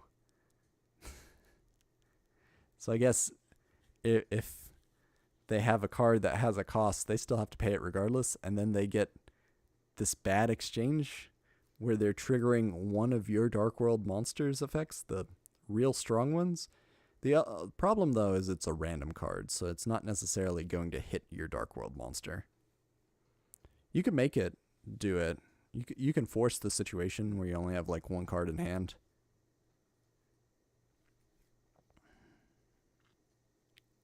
I think, is this card better than Dark Bribe? Shockingly good interruption for the era. If it was a counter trap, it would be busted. I agree with that.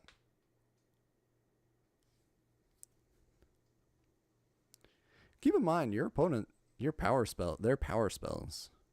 Ooh, Lightning Vortex would be a good one to hit with Dark Deal. They'd discard the card, and then you'd still get to keep all your monsters, and then maybe even add to your board presence. I think we're going to put it next to Brawn. High recommendation.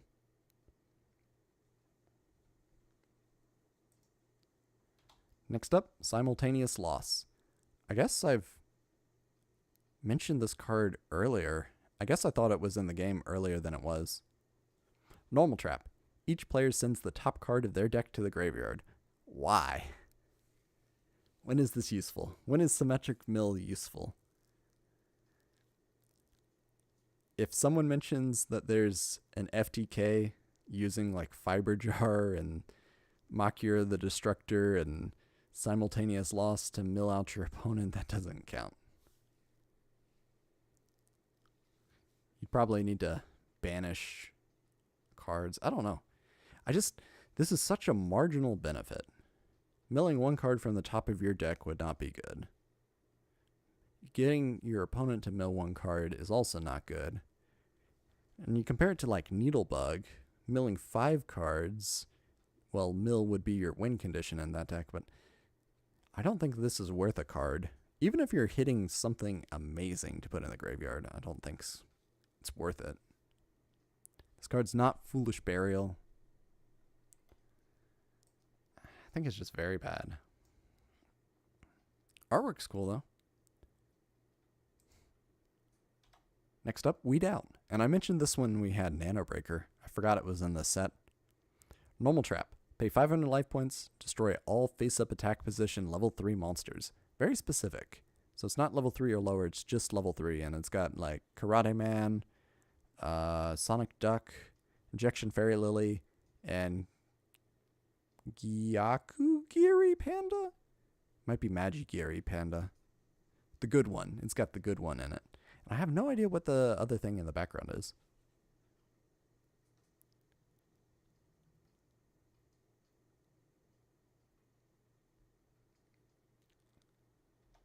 Simultaneous loss is a fun addition for all your tiers mirror matches.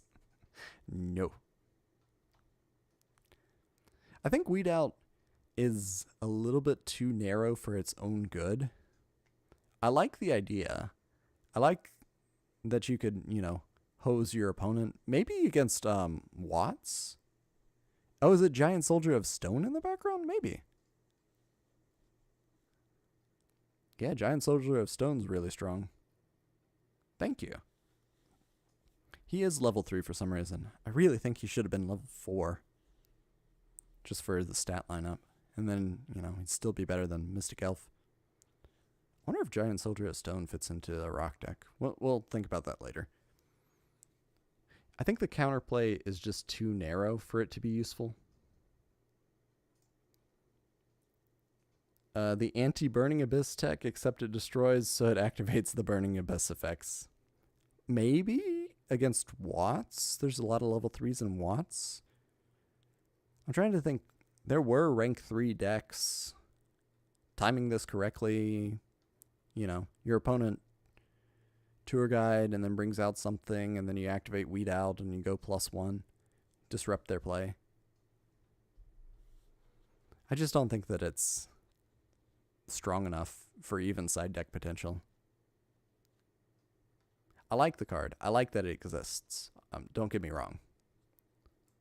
I just don't think it's quite good enough. Next up, the League of Uniform Nomenclature. Select one face-up level 2 or lower normal monster you control to activate this card. Special summon as many cards as possible from your deck with the same name as the selected monster. Is there a way to cheese this out? It's free board presence, but you gotta run level 2 or lower normal monsters. It does help you with human wave tactics and maybe the law of the normal? It doesn't benefit Ojamas the way you think they would. Like if this card special summon 2 normal monsters of the same type and attribute, then you could set up for Ojama Delta Hurricane pretty easily, but it doesn't.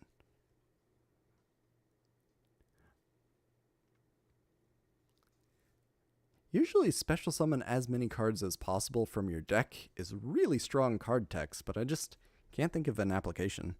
Another fun gimmick card for lots of advantage at the price of running bricks could be cute in Skull Servant / Whites. Ooh. If it was any monster instead of just a normal monster, you could use this in Cyber Dragon. If this card was just any level 2 or lower monster, it would be broken. Maybe not broken, but it would be significantly better. It's still a trap, after all. Giant Soldier of Stone archetype win? I hope not.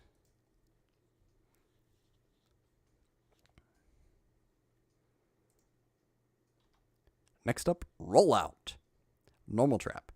Target one Union monster in your graveyard. Equip that target to a monster you control that would be an appropriate target for that Union monster's effect. I think this isn't that bad, especially if you do it during your opponent's turn, where you have the Union monster in your graveyard, you bring it back. Maybe it tanked a hit for you, and then you get to bring it back, and then during your turn, you can special summon it as a monster. I just don't think that this card's good enough to even run in ABCs. It's got a little bit of potential, but it's just too slow, I think. Maybe you could run it in with, no, you can't do that. Bad. I'm trying to, can you run it with Peacekeeper, maybe? Or generic machine unions, maybe? I guess we're just going filler.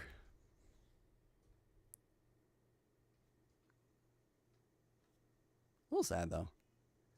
Unions were just not good at the time, and now with the new union support, it's just too slow. Yeah, I feel like unions missed their window.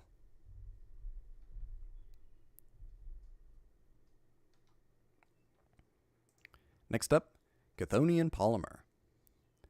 Activate only when your opponent fusion summons a fusion monster. Tribute one monster on your side, or tribute one monster to take control of that fusion monster. Interesting. I think that this is a little bit too narrow. If you're, running up against fusion decks, then maybe you're better off waiting 2 cards later in this video and using non-fusion area. It's not bad, it's just a little expensive for my taste. Also, it requires them to fusion summon a fusion monster, so there's circumstances where they're cheating it out and then you don't even get to activate this even though they have a fusion monster on their side of the field. It's not -1 because you're tributing one monster, so you're going -1, but then you're taking one of their monsters, so they're going -1. So neutral card advantage and monster stealing. I think we're just gonna put it here. I think the card reads better than it is, just because the circumstance doesn't come off as often as you want it to. The effect is good, the cost is reasonable, the condition is too hard.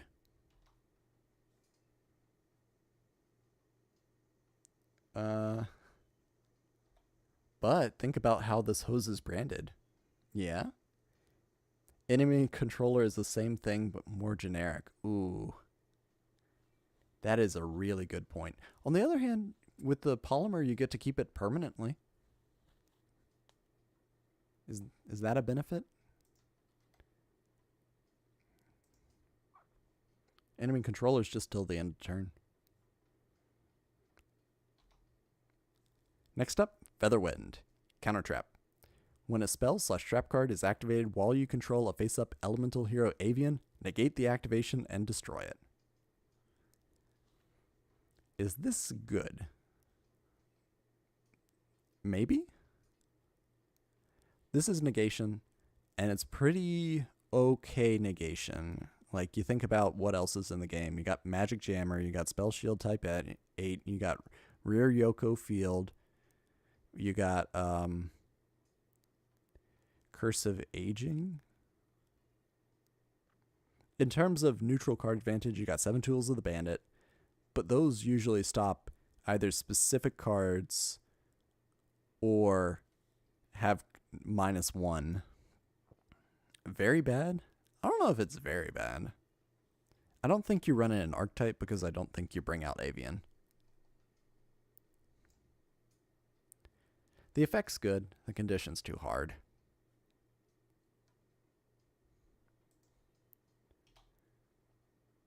Next up, non-fusion area.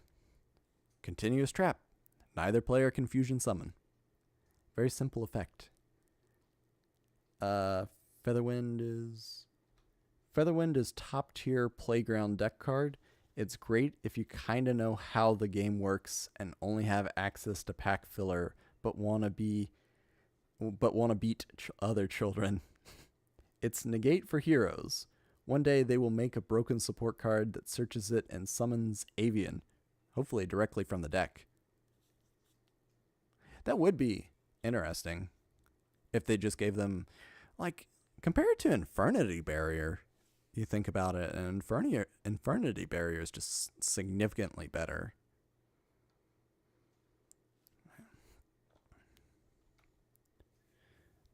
Non-fusion area. Is this card playable now? This card's usually a side deck. You don't main deck non-fusion area, but there's definitely decks that rely on the fusion summon, and this completely shuts it down, which is really strong. And there's a lot of different metagames where they are fusion summoning.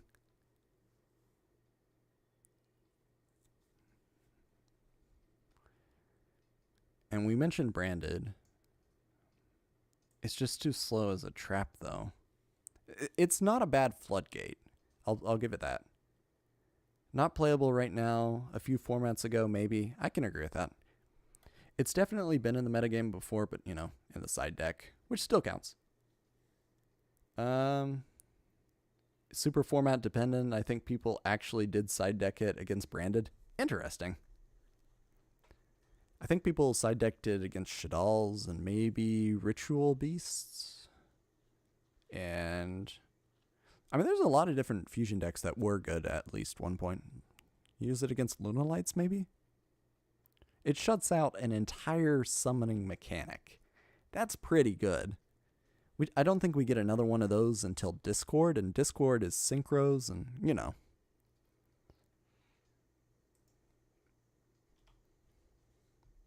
Next up, level limit area A. Everyone asking why level limit area B comes out before A? No clue.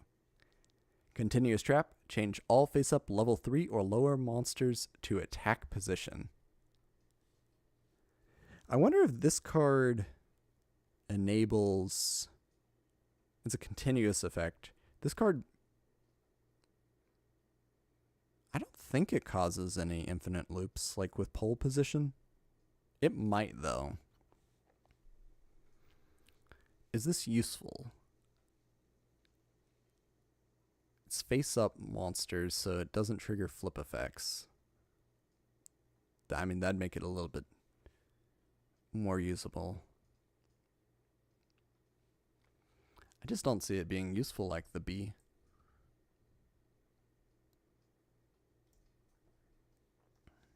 Bad. I think bad's fair. Hose your opponent for using those low-level monsters. I don't know. Next up, possibly the... I don't want to use the word egregious, but most significant change to the artwork. I mean, we have Last Day of Witch. This is the Duelist League 9 tournament promo card. Again, I don't know how many of these were released into the game, and I believe this is the only English printing of the card too, so there's not a lot of these running around, I think. But the artwork on this, I mean, you get implied crucifixion or maybe burning of the people. We got Soul of the Pure and we got Final Flame. Those cards might be more egregious in the way that their artwork was changed. It's just a little bit too dark of a card, I think. You don't want to, you know, bring up horrific torture in your children's card game. Save that for Magic the Gathering. I'm not saying I stand by it. I actually really like this artwork. The OCG artwork is definitely something. Honestly, both of these cards seem like they would have been censorable. Oh, you'd censor the Last Day of Witch, the current artwork? I don't know about that. I think it's goofy. I want to point out the incredible timing of this card too. Well, first, what does it do? Normal spell, destroy all face-up Spellcaster type monsters on the field. You know what this card is released directly before? The Spellcaster Structure Deck. Because Konami, again, was too afraid that Spellcasters were going to be tier 0. But I think in terms of effect, this is really decent. I could see this card in Warrior Elimination seeing success, and maybe even eradicating Aerosol in particular side decks. But I think this card wasn't meta on release or, you know, for a good point in the history of the game, just because there's not a lot of them running around. Final Flame is the sequel to The Last Day of Witch, given what's happening in the artwork. I can agree with that.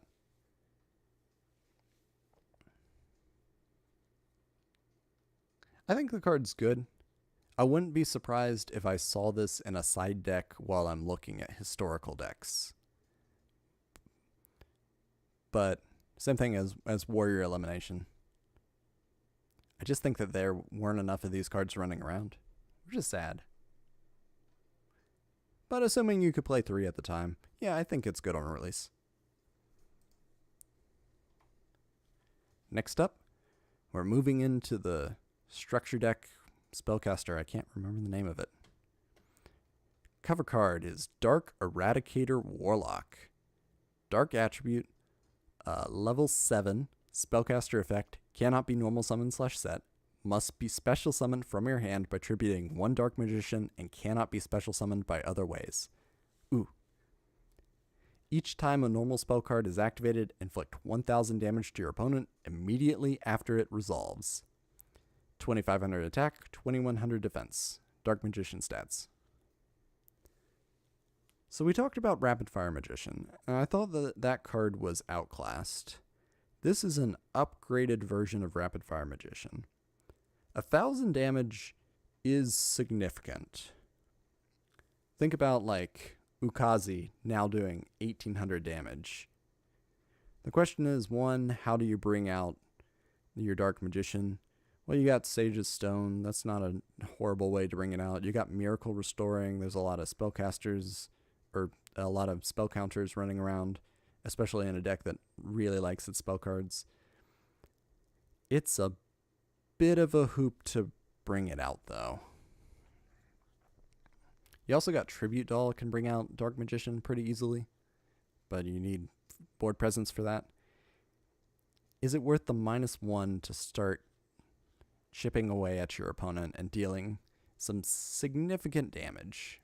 Maybe? Are you running Toon Table of Contents and Dark Eradicator Warlock and Gather Your Mind and Emblem of Dragon Destroying, and it's only normal spells? Terraforming? Maybe. This guy enables some gimmick OTKs, and honestly, it's more summonable than most structure deck boss monsters at this point. Feels just shy of being good on release. Okay.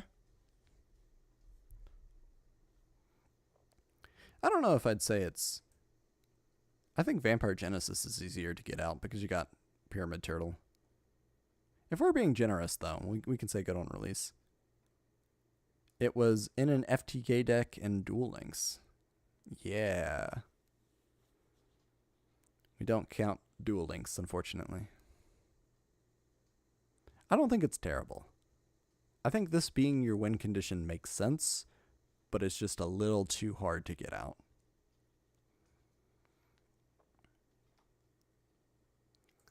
Next up, Mythical Beast Cerberus. Hey, they spelled Cerberus correctly. Light attribute, level 4, Spellcaster effect. Each time a spell card is activated, place 1 spell counter on this card when that spell card resolves. This card gains 500 attack for each spell counter on it. If damage calculation is conducted involving this card, remove all spell counters from it at the end of the battle phase. Starts with 1400 attack, 1400 defense. So it gets a little bit big. I don't know. Activating 2 spell cards and it's beating over Cyber Dragon. It's beating over a lot of things after 2 spell cards. But then it resets itself. I don't understand why.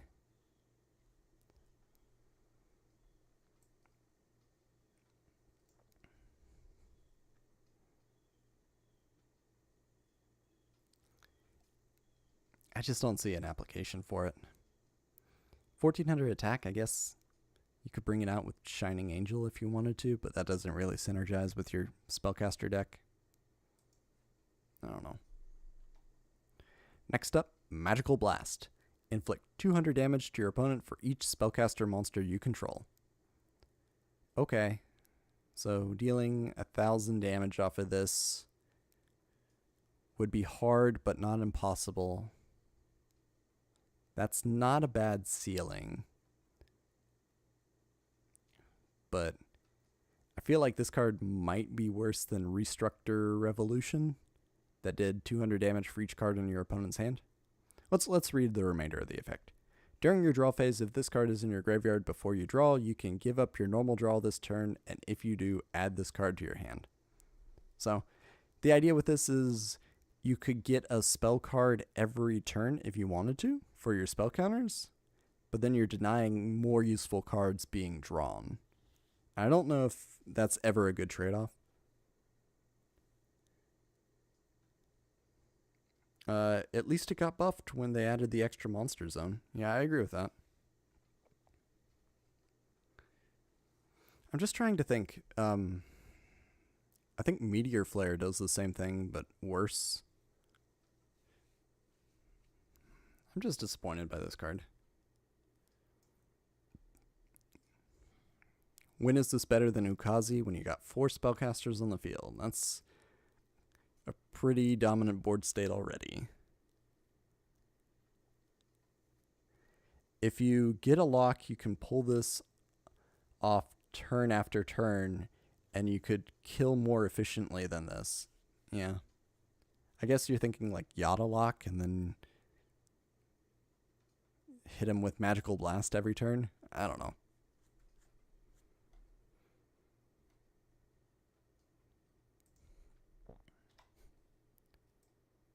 Next up, Magical Dimension. Quick play spell. If you control a spellcaster monster, target one monster you control. Tribute that target, then special summon one spellcaster monster from your hand. Then you can destroy one monster on the field. So this card does a lot of things. So, tributes your monster.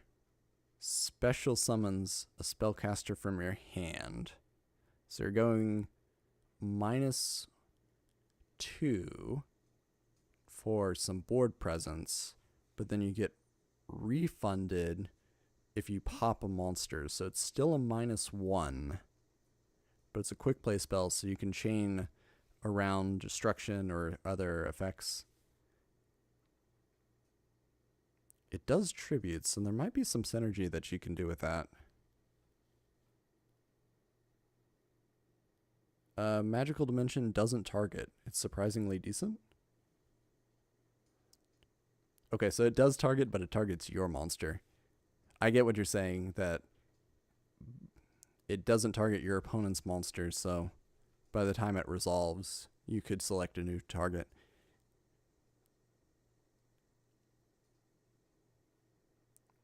Is it worth going -1, though, is the question.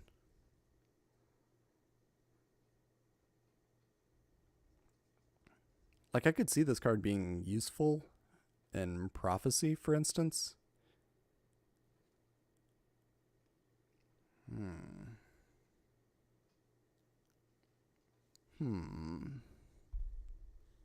Good on release? Maybe? I think the spellcasters around it aren't great. I also think that there's not a great target to cheat out of your hand yet. I think good on release is okay. The website artwork, though, not very good. Next up, Mystic Box. Target one monster your opponent controls and one monster you control. Destroy the first target, then give control of the second target to your opponent. Is DMOC still legal? DMOC is a really good option now that you mention it. I think it's at 1. It might be banned. We're in 2006.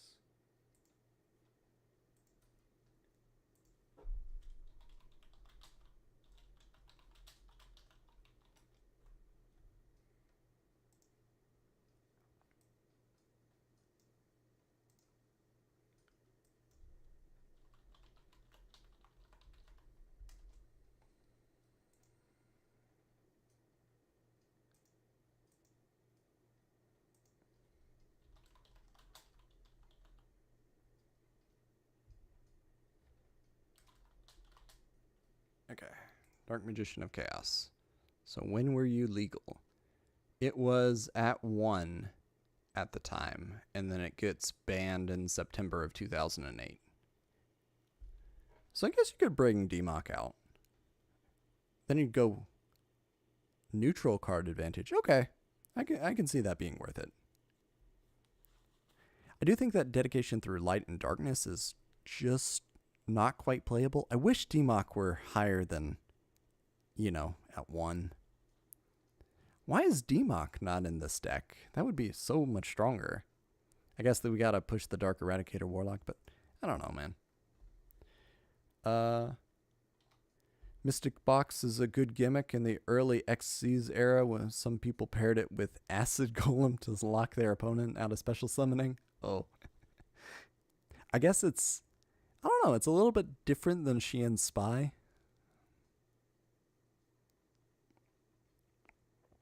It's just, I don't know. It still feels like you're giving away too much card advantage.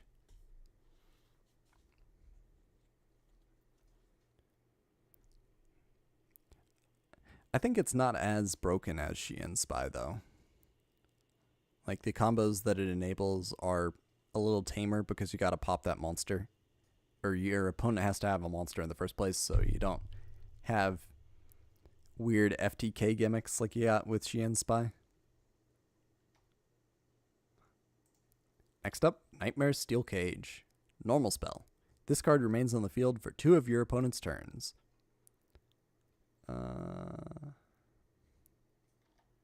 Would Mystic Box be much better as a quick play spell?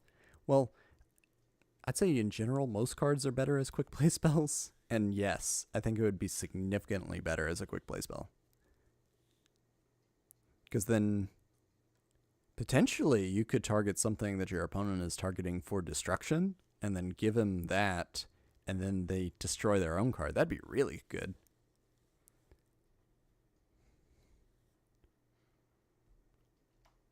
Nightmare Steel Cage. Normal spell. I have no idea why this card and Swords of Revealing Light are not continuous spells, but Swords of Concealing Light is a continuous spell? It's so weird. Maybe it's specifically to synergize with Dark Eradicator Warlock and Rapid Fire Magician, or maybe it's something to do with the anime portrayal of Nightmare Steel Cage. Why would you play this instead of Swords of Revealing Light? Possibly because Swords of Revealing Light is at 1.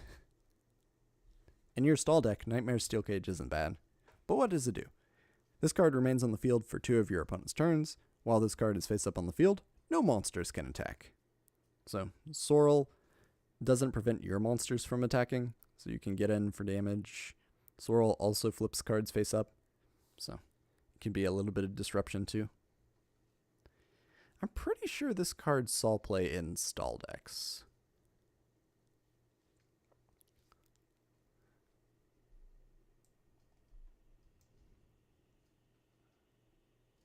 It's 100% for that structure deck synergy.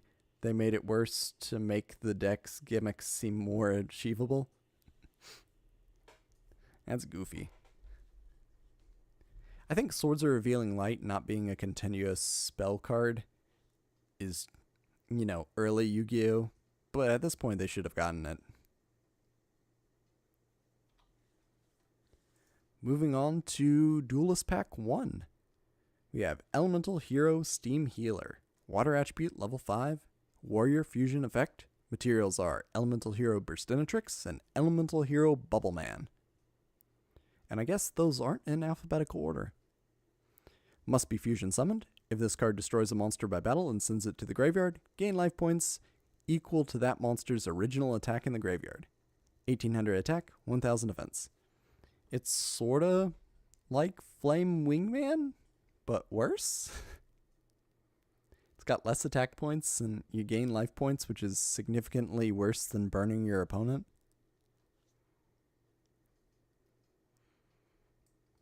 I just don't see this card being useful. I don't think it's terrible, but the situation... I think a lot of Jaden's cards boil down to the fact that they are okay in the anime because he has access to unlimited extra deck slots and he can just run all of these super situational cards for when he needs them. But I don't think at any point you're dedicating one of your 15 to this. You got Absolute Zero. That card's significantly better than Steam Healer.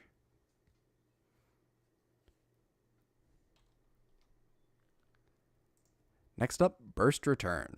Normal spell. If you control a face-up Elemental Hero Burstinatrix, return all face-up Elemental Hero monsters on the field to the hand, except Elemental Hero Burstinatrix. When is this useful? Like, I want to say that this card was in the mirror when he was playing against Ito, the Destiny hero guy. When was the extra deck limit implemented? I believe it's when Synchro Monsters came out.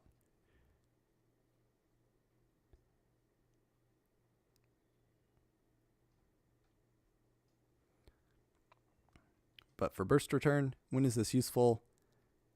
I can't think of a good time. And you gotta control Burstinatrix in particular.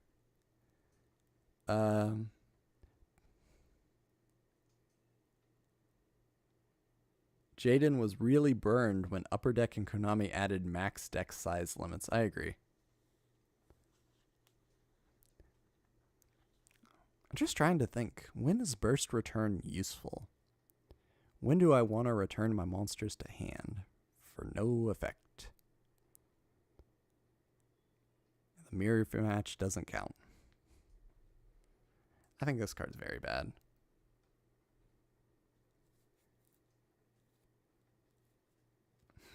Burst return is just Burstinatrix having a meltdown. That is very well put well there. That is very well point.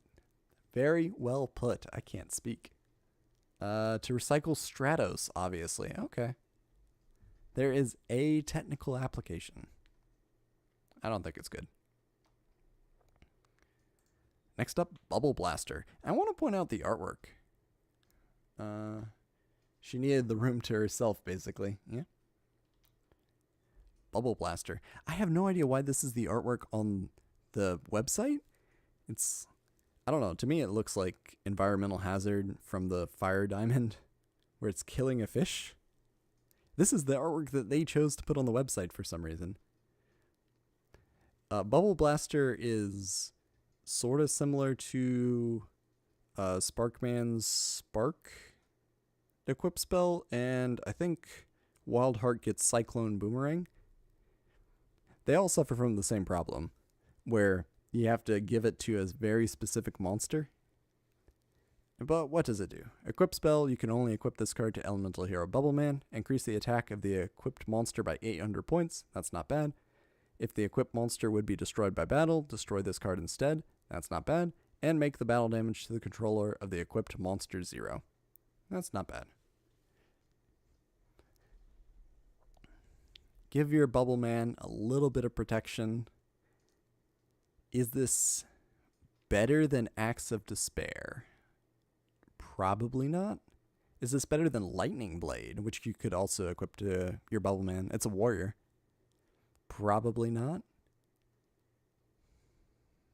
I just don't see this card being useful. It's interesting that it tanks the hit, though.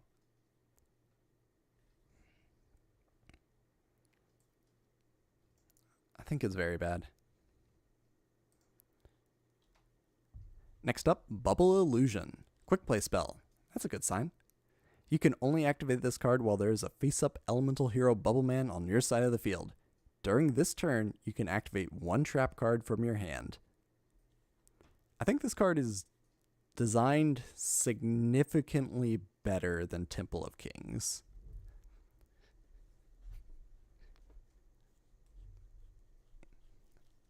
I just don't think that it's useful. Is there a situation where you really need to activate that trap and you can't wait a turn? Probably. But you're going -1 for it, and you need Bubbleman out on the field.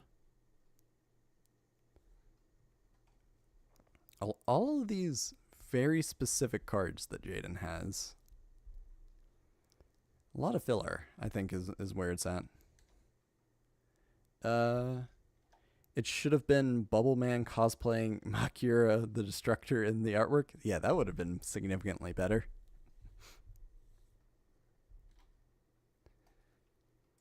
Next up, Clay Charge. When an Elemental Hero Clayman you control is targeted for an attack, even if it's face down, but reveal it to your opponent in that case, destroy the attacking monster and that Elemental Hero Clayman, and inflict 800 damage to your opponent. So, when is this card better than Sakuretsu Armor? guess it deals 800 damage, but you lose your monster. You lose your Clayman. When is this better than Ring of Destruction? Again, you lose your Clayman. I don't understand why this card destroys your Clayman.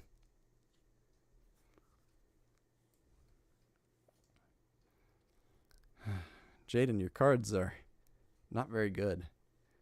Sakuretsu plus Ukazi. Sakuretsu armor doesn't destroy your monster, though.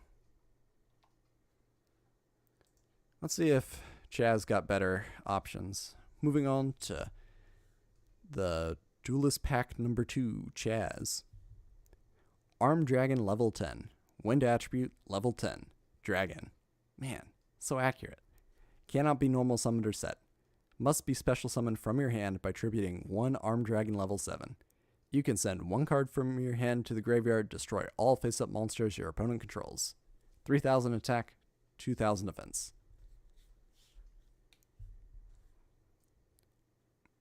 So this card's not mentioned on Arm Dragon level 7's card text, so you can't level up into this guy. You could bring him out with level modulation if you wanted to, or you could bring out the level 7 and then tribute it to bring out the level 10 if you wanted to. The effect is pretty strong. Destroy all face-up monsters your opponent controls. That's Lightning Vortex. Lightning Vortex is at 1 at this point. It's just all in is the problem. That you had to get out your level 7, or you had to use level modulation to cheat it out. And either way, it's just a lot of card loss. I think this card gets out easier with some of the Chaz support at some point. We're so close to getting to the point where we get Dark Arm Dragon. Like, you can see the seeds planted now. We're just not quite there yet.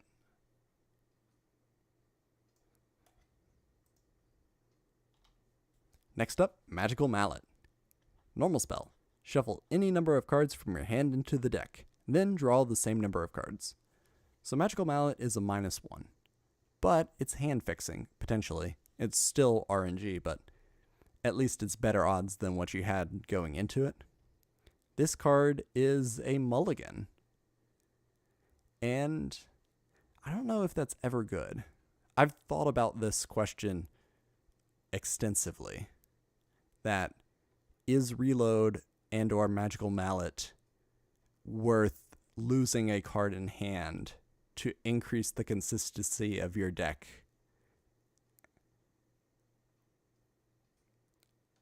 This card has never been played in anything healthy. I agree with that. I think the card is degenerate.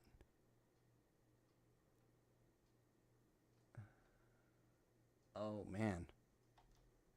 The Arm Dragon level 10 doesn't even work with the new ones because it has to be special summoned by its own effect first? I thought those ignored summoning conditions. Oh, that sucks.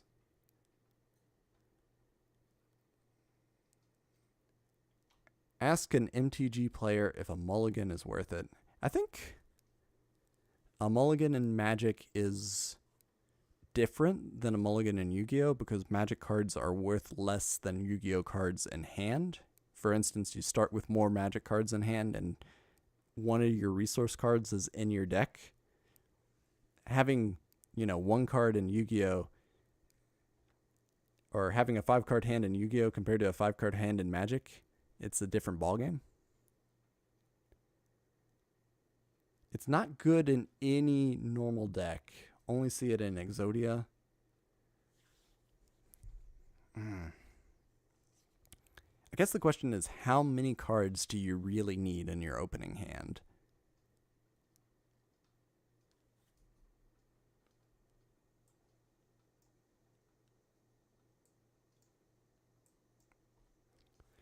If it's never in anything healthy for the game, I guess we could just put it up here.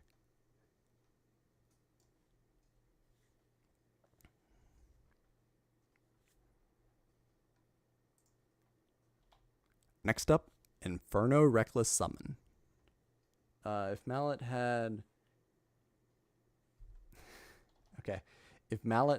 had you also draw one additional card, would it be a design mistake? Of course.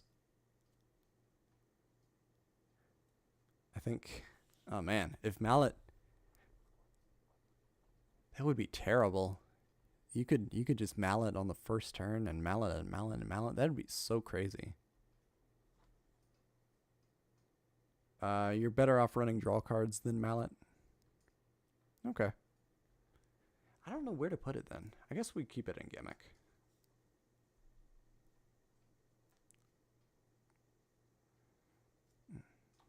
Back to Inferno Reckless Summon. Quick play spell. When exactly one monster with 1500 attack or less is special summoned to your field while your opponent controls a face-up monster, special summon as many monsters as possible with the same name as the summoned monster from your hand, deck, and graveyard in attack position. Also, your opponent special summons as many monsters as possible with the same name as one of their face-up monsters from their hand, deck, and graveyard. I'm wondering, is there a situation where you run Inferno Reckless Summon? Like today. The effect is really strong, but it's symmetric. Sort of. There's a lot of situations where your opponent can't special summon. Like if there's an extra deck monster on their side of the field, for instance, they can special summon from their extra deck. More Skull Servant / White support. Could be used in Harpies, but we have Hysteric Parties, so yeah. I think Inferno's Reckless Summon is too specific. I think the part that kills the card for me, though, is your opponent has to have a monster on field. You can't really activate this first turn. I guess you can Xian Spy or something, give your opponent a monster. Man, Grinder Golem would be a little broken with Inferno Reckless Summon. Like, where are they going to get more Grinder Golems? They're not main decking those. I'm trying to think if there's another monster you can special summon to your opponent's side of the field.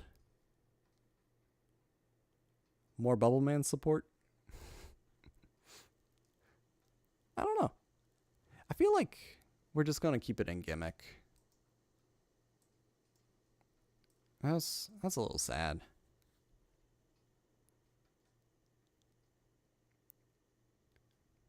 I can see the potential for this card. The upside is really high.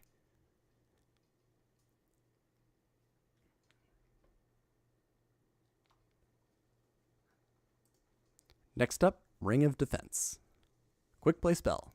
When a trap card that inflicts damage is activated, make that effect damage 0.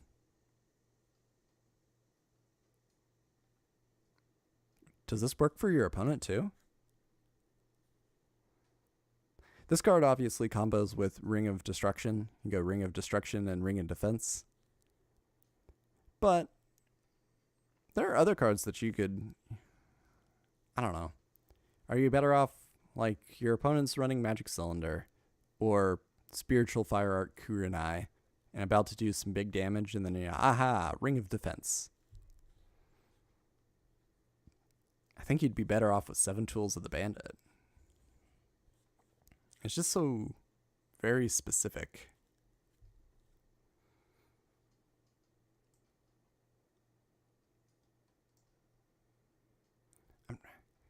There are trap cards that burn. I just don't think... There's so many cards that do this effect better. Yeah, why not just run Death Wombat? Yeah. There are a lot of hand traps that stop effect damage too, and not just from trap cards. Death Wombat better, I agree. Next up, the Grave of Enkindling. Normal trap. When a monster you control is destroyed by battle and sent to the graveyard, each player targets one monster in their graveyard. Each player special summons that monster in defense position, but those monsters cannot change their battle positions. It sort of reminds me of Spear Cretin or the Shallow Grave. I just don't see it being particularly good. I guess we got card of safe return in the game still. Draw a card off of it.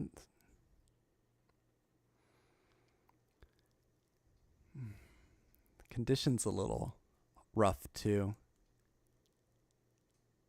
I think we're just going to put in filler.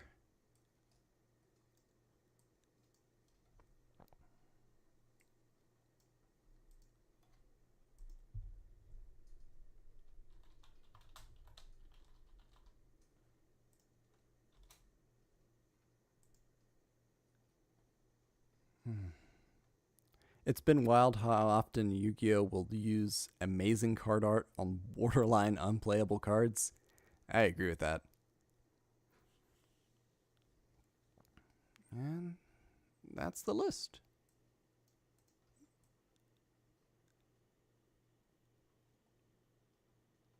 Let's export the image. Download image. Okay. Not that bad. Only one design mistake this time. A lot of playable cards, too. There's just too many filler and bad and very bad. Will there be a stream next week? Yes. But it's going to be moved to Friday because I have to go out of town. So it's not going to be Thursday. It's going to be Friday. Hopefully around the same time. But I think that's it for tonight. What's the next pack we're doing? What's the design mistake? I missed it. Oh, it's Exchange of Spirit. Exchange of Spirit has had card effect changing errata. Therefore, it's design mistake. Yeah, hopefully for 6 p.m. on Friday next week. Hopefully. Good night, Common. Good night, everyone, actually.